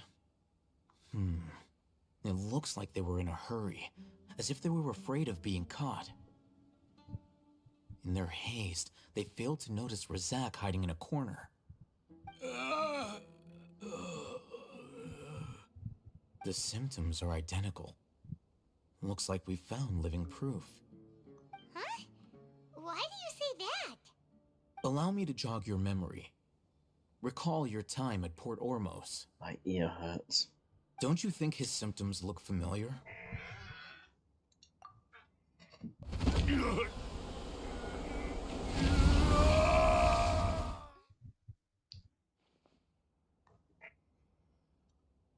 Oh, now that you mention it, they're acting the same way. Correct. The Academia is behind all of this. What It isn't a difficult to deduce their surprise. rationale. First, the Academia spread a false rumor of King Deshret's resurrection, emphasizing the role of the village keepers, the mad scholars who were exiled to Aru village. These rumors were all the persuasion that the radicals needed, and those based in Aru village leapt into action. Unbeknownst to them, of course, Through rounding up the scholars, they were actually helping the academia. As well as being able to exploit the radicals for their own ends, this scheme has one further advantage to the academia. All the risks and responsibilities are offloaded onto King Deshret's followers. Life for the desert dwellers has been brutal ever since King Deshret's death all those years ago. Beneath the surface, feelings of desperation are widespread. Many would give everything they have for the prospect of something better. Anyone looking to exploit that for their own ends simply needs to make a few empty promises. Even if complications arise, people will see that those involved are all followers of King Deshret and look for no further explanation than differences of belief. A deep-seated mistrust of the desert and everyone in it by the rest of Sumeru will make sure of that. The notion of an academia plot wouldn't even cross their minds. It may seem like a simple strategy, but it is able to work wonders under Sumeru's current circumstances. Oh, that makes a lot of sense. It's in line with the village chief's theory, too. But there's still one very important question. Wasn't it the academia that brought the scholars to Aru Village in the first place? Why does it want them back now? Throughout this process, one thing has changed. The scholars' identity. First, they were scholars. Then, they became lunatics. After that, they were exiles. And finally, they become missing persons. An exile is still patently a living, breathing human being. But when someone becomes a missing person, that is brought into question. If you can't find someone, you have no way of knowing what exactly happened to them. That makes missing people an ideal resource. Resource? For what exactly? One possibility is that the information in their brains could be extracted into knowledge capsules. Extracted? You mean canned knowledge comes from people's brains? With the technology of the Sumeru Academia, it's entirely possible. Perhaps the process caused them great suffering, which is why they cry out in the dead of night when no one is watching them. So, the human brain... Nope, nah, Paimon doesn't want to think about this. I'm the Academia scribe, after all. I'm familiar with their projects. Anyway, judging by Razak's state, the contents of a divine knowledge capsule were extracted from his mind. But something went wrong in the process. Or perhaps his curiosity got the better of him, and he used such a capsule for himself. Paimon's a little confused. Can they just use anyone's brain?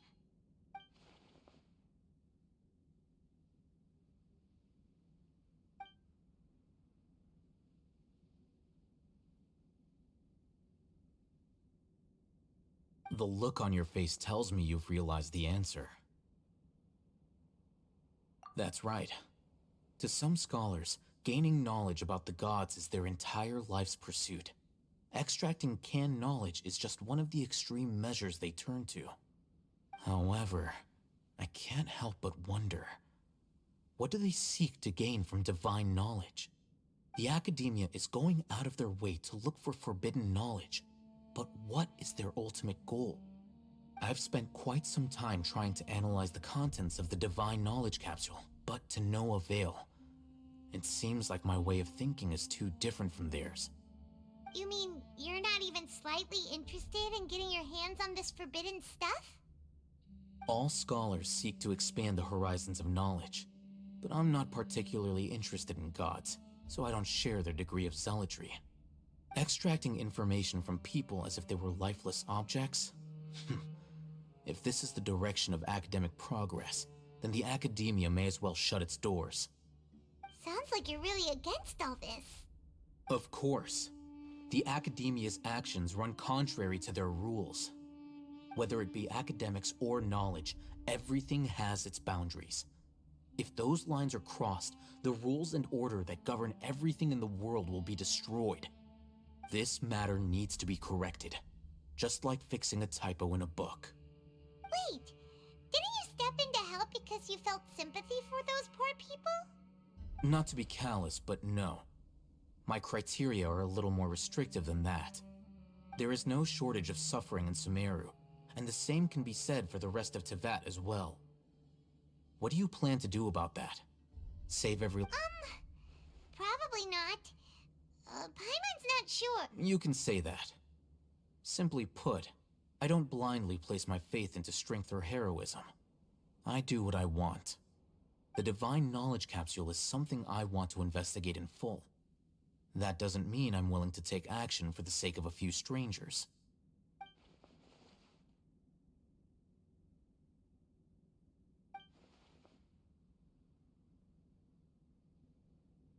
Paimon's been wanting to say this for a while. There are a lot of bad guys in the academia, but you're not one of them. You're their weirdo. You're probably right. Though I must say, I quite enjoy this feeling of being the odd one out. Uniqueness is also an asset, is it not? Wow, that's a great way to think about it. Paimon's really impressed. If only Miss Shani had a similar mindset, her life would definitely be a lot easier. I'm just a more likable person than her in general. There's nothing more to it than that.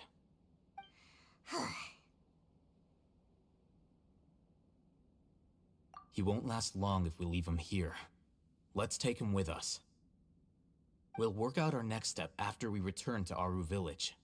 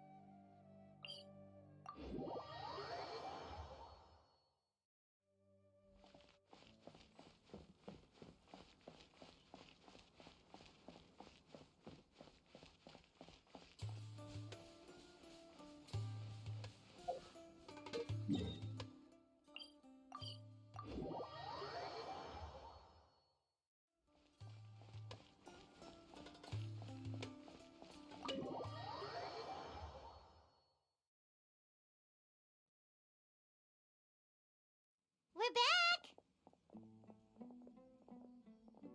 You must be tired. You should rest and take some water. What's the situation? Who's this? Unfortunately, somebody who's too young to take on the role of Isak's grandfather. Nevertheless, he's one of the people we're trying to find.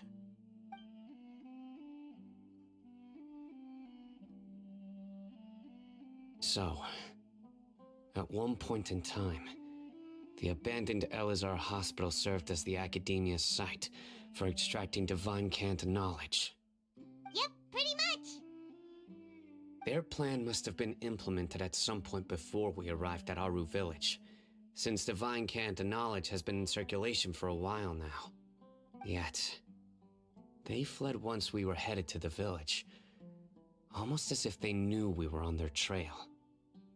Why is that? Yeah, why is that? We may have a mole in our midst.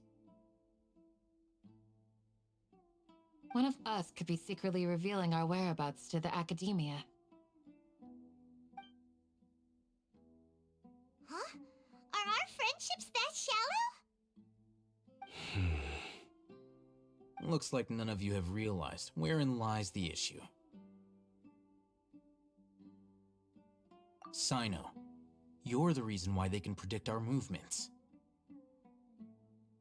Wait, what's that supposed to mean? Choose your next words very carefully.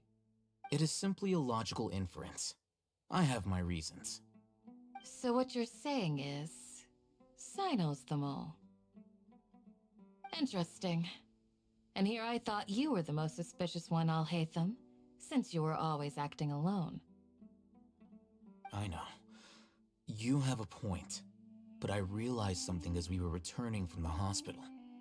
Sino isn't like any of us. What are you trying to say? Do you still remember who you are, General Mahamatra? As a Matra, you are no doubt privy to certain kinds of information. Before you can take action against someone, you are required to have all the facts available, including the less than savory details. Simply put, the academia has traditionally allowed you access to a wealth of sensitive information. Knowing their modus operandi, wouldn't you expect them to take precautions against you? If you want to raise a vicious wolf, you need to make sure that you can avoid its bite. The academia is monitoring me? It's not that simple. The academia has eyes all over Sumeru, but they have a special protocol for dealing with you. Every so often comes a Nyagarbaha Day. On this day, the academia enters new information into the Akasha through knowledge capsules. I remember seeing a thick notebook next to the control panel once.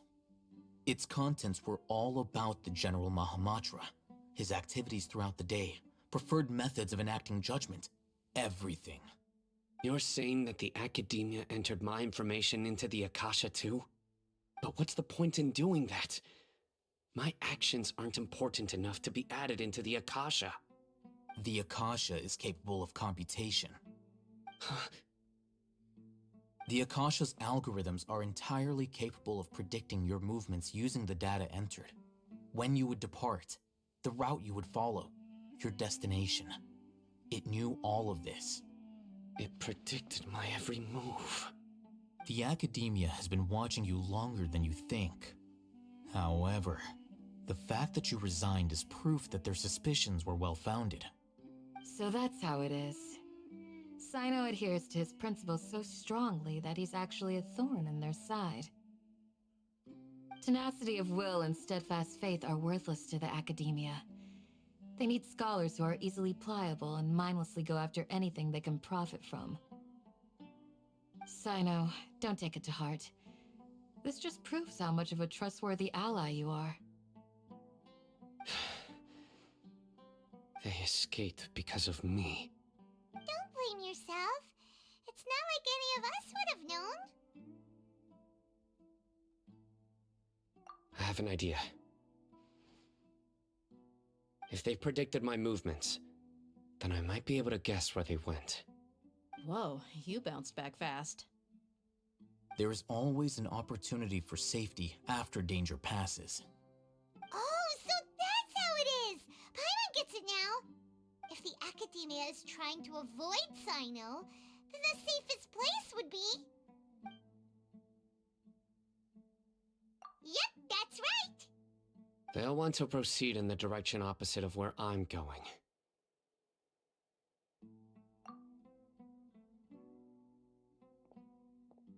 I must go. There's also something I want to investigate. Let's go, guys! After him! Please, wait! I want to go too! You want to go too? If so, you have to promise you'll stay safe. I want to find Grandpa. I promise I'll be careful and not cause any trouble. Everyone, I leave him in your hands. Yay! Let's go! Remember to pack some food with you! Paimon feels like we're missing someone, though.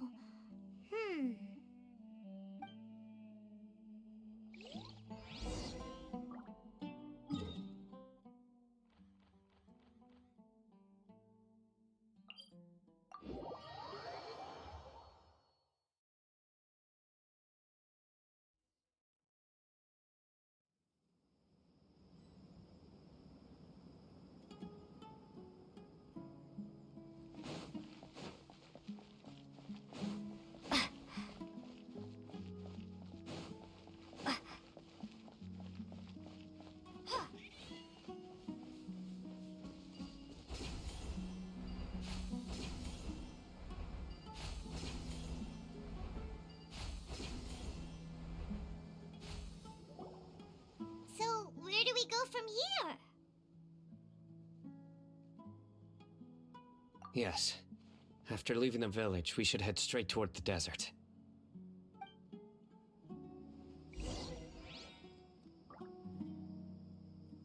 I know the desert like the back of my hand. Is that because you play here a lot? Yep. One time, Grandpa almost got lost in the desert, but I was the one who brought him back.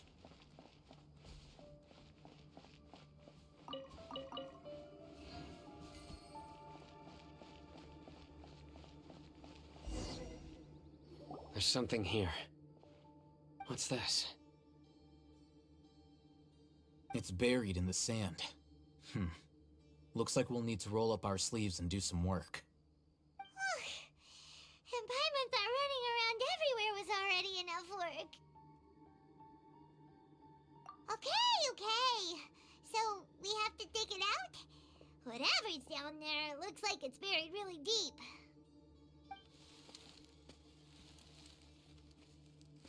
These are likely fragments of an Academia-developed device, something akin to a headset. Looks like there were more than one village keeper. They must have been escorted this way because there are device fragments scattered around here. Let's split up and search the area. Chances are that we'll find other things nearby.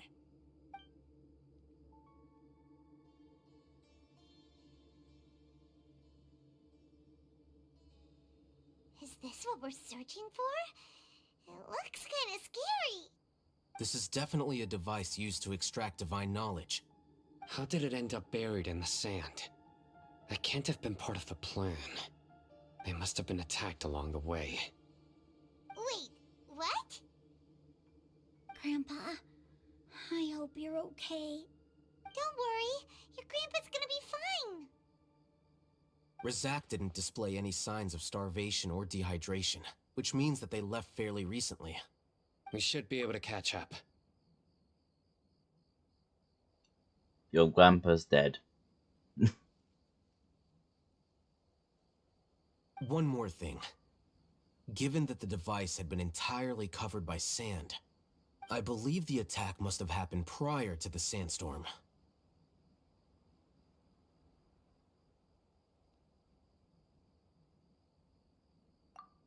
Let's keep going. They can't have gone far.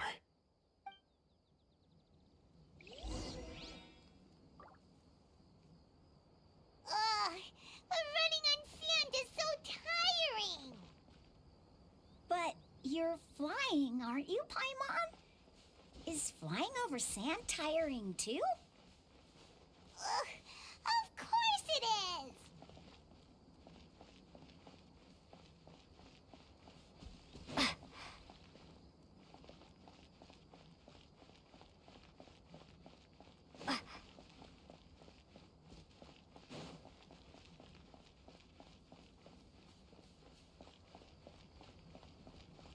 Voices, over there. It sounds like an argument. Whoa, you have really good ears. Don't get any closer. They'll notice us. Dia's talking with the Eremites? Very interesting. Let's listen in. If you had informed me sooner, there'd be plenty of room for us to...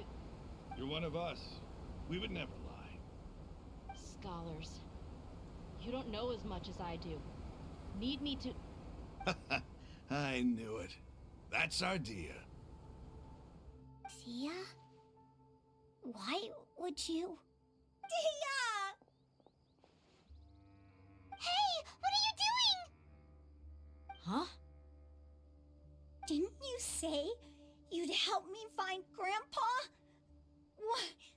Why are you on their side? Well, look who's here. Ain't that something? This complicates things. You've betrayed Aru village? So, this is the great General Mahamatra. Dear, you'd be better off as my assistant than hanging around with this motley crew.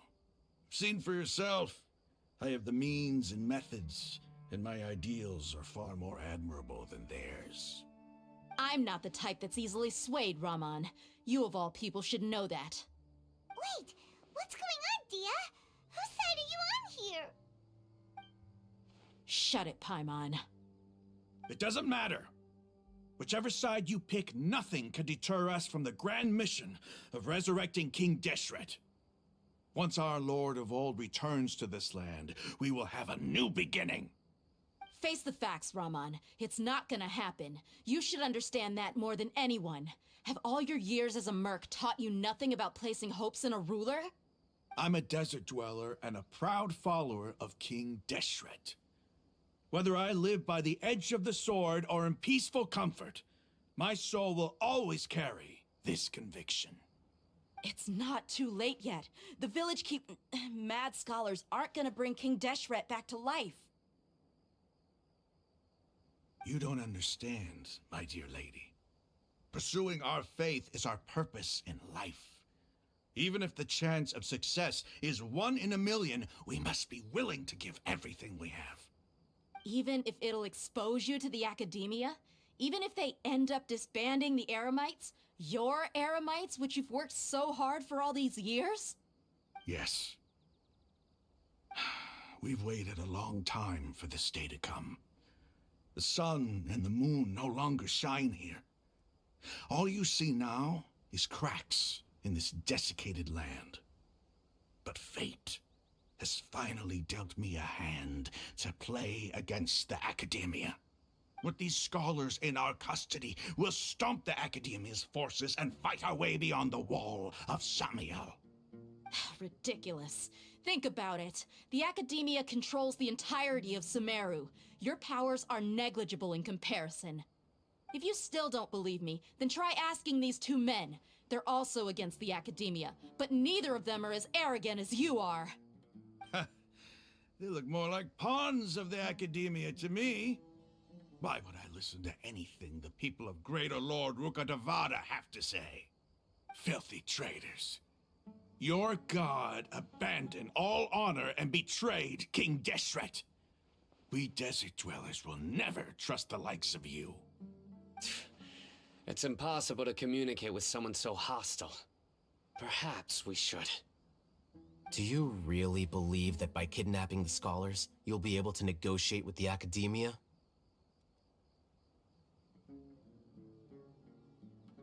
These people have no value as bargaining chips, but I could be persuaded to take their place as your next hostage. These scholars were exiled from the academia. I, on the other hand, am their current scribe, and will be a much greater asset to you. Wait, you can't be serious. So, you want to trade places with the hostages, do you? Precisely. Any wise person would gladly accept my offer. What are you thinking? What if they decide to kill you instead? Well, that would be bad luck for me. However, I'd get the chance to observe the scholars, perhaps even find out the truth. Think you can talk me over with that confident look of yours? I'm not trying to persuade you. I'm using this as a means of joining forces against the academia. You are the scribe. What do you have against the academia? Not all desert dwellers believe in King Deshret, and the same applies to the academia. Why must all knowledge seekers approve of the academia's way of doing things? You academia scum. Every last one of you is nothing but a hypocrite, just like everyone else on the other side of that wall. I've made myself clear enough. I won't listen to another word from the Dendro Archon's people. Not so fast. I'll hate them. Do you stand by everything you just said? I never make empty promises. You know you're making a dangerous decision, right? I do. Good. Raman, hear me out. These people are my friends. Maybe you can't take the followers of the Dendro Archon at their word, but what about me? Do you trust me? We've known each other for years. Of course I do. In that case, I'm willing to vouch for their honesty with my right arm. Come on, Raman, don't be a coward. If you're serious about taking on the academia, you need to steel yourself. You can't be afraid. an arm from the Flame Mane. You've piqued my interest. But what if you refuse to oblige? What should I do then? No one's a fool here, Dia. We're mercs. And mercs don't tend to live long unless they have their wits about them. You're not wrong, but this is different. I promised my friends that we'd bring back the village keepers together. Let's do it right here then. Give me your right arm as proof of your resolve. Don't listen to him! He's not even trying to negotiate! He just wants to make things more difficult! That's fine. Are you crazy? We came here to save lives. One arm for that many people is still a pretty good deal, if you ask me. Ramon, I'm holding up my end of the deal here. You'd better not let me down. Sure. Go ahead and cut off her right arm.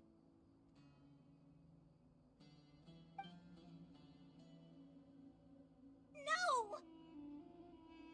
Dia! What are you gonna do?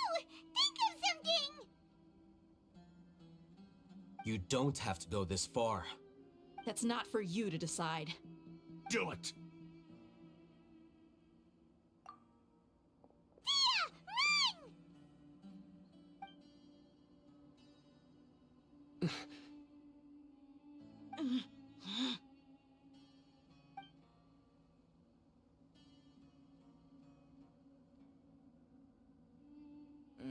Stop! What's wrong? Can't do it? Flame Mane, you and I are both desert folk. Cutting off your arm is no different than cutting off my own fingers. Where's the sense in cutting my own kin to pieces? You've shown me that you're serious. Go on now, take your friends and leave. Meet me in the desert at noon tomorrow.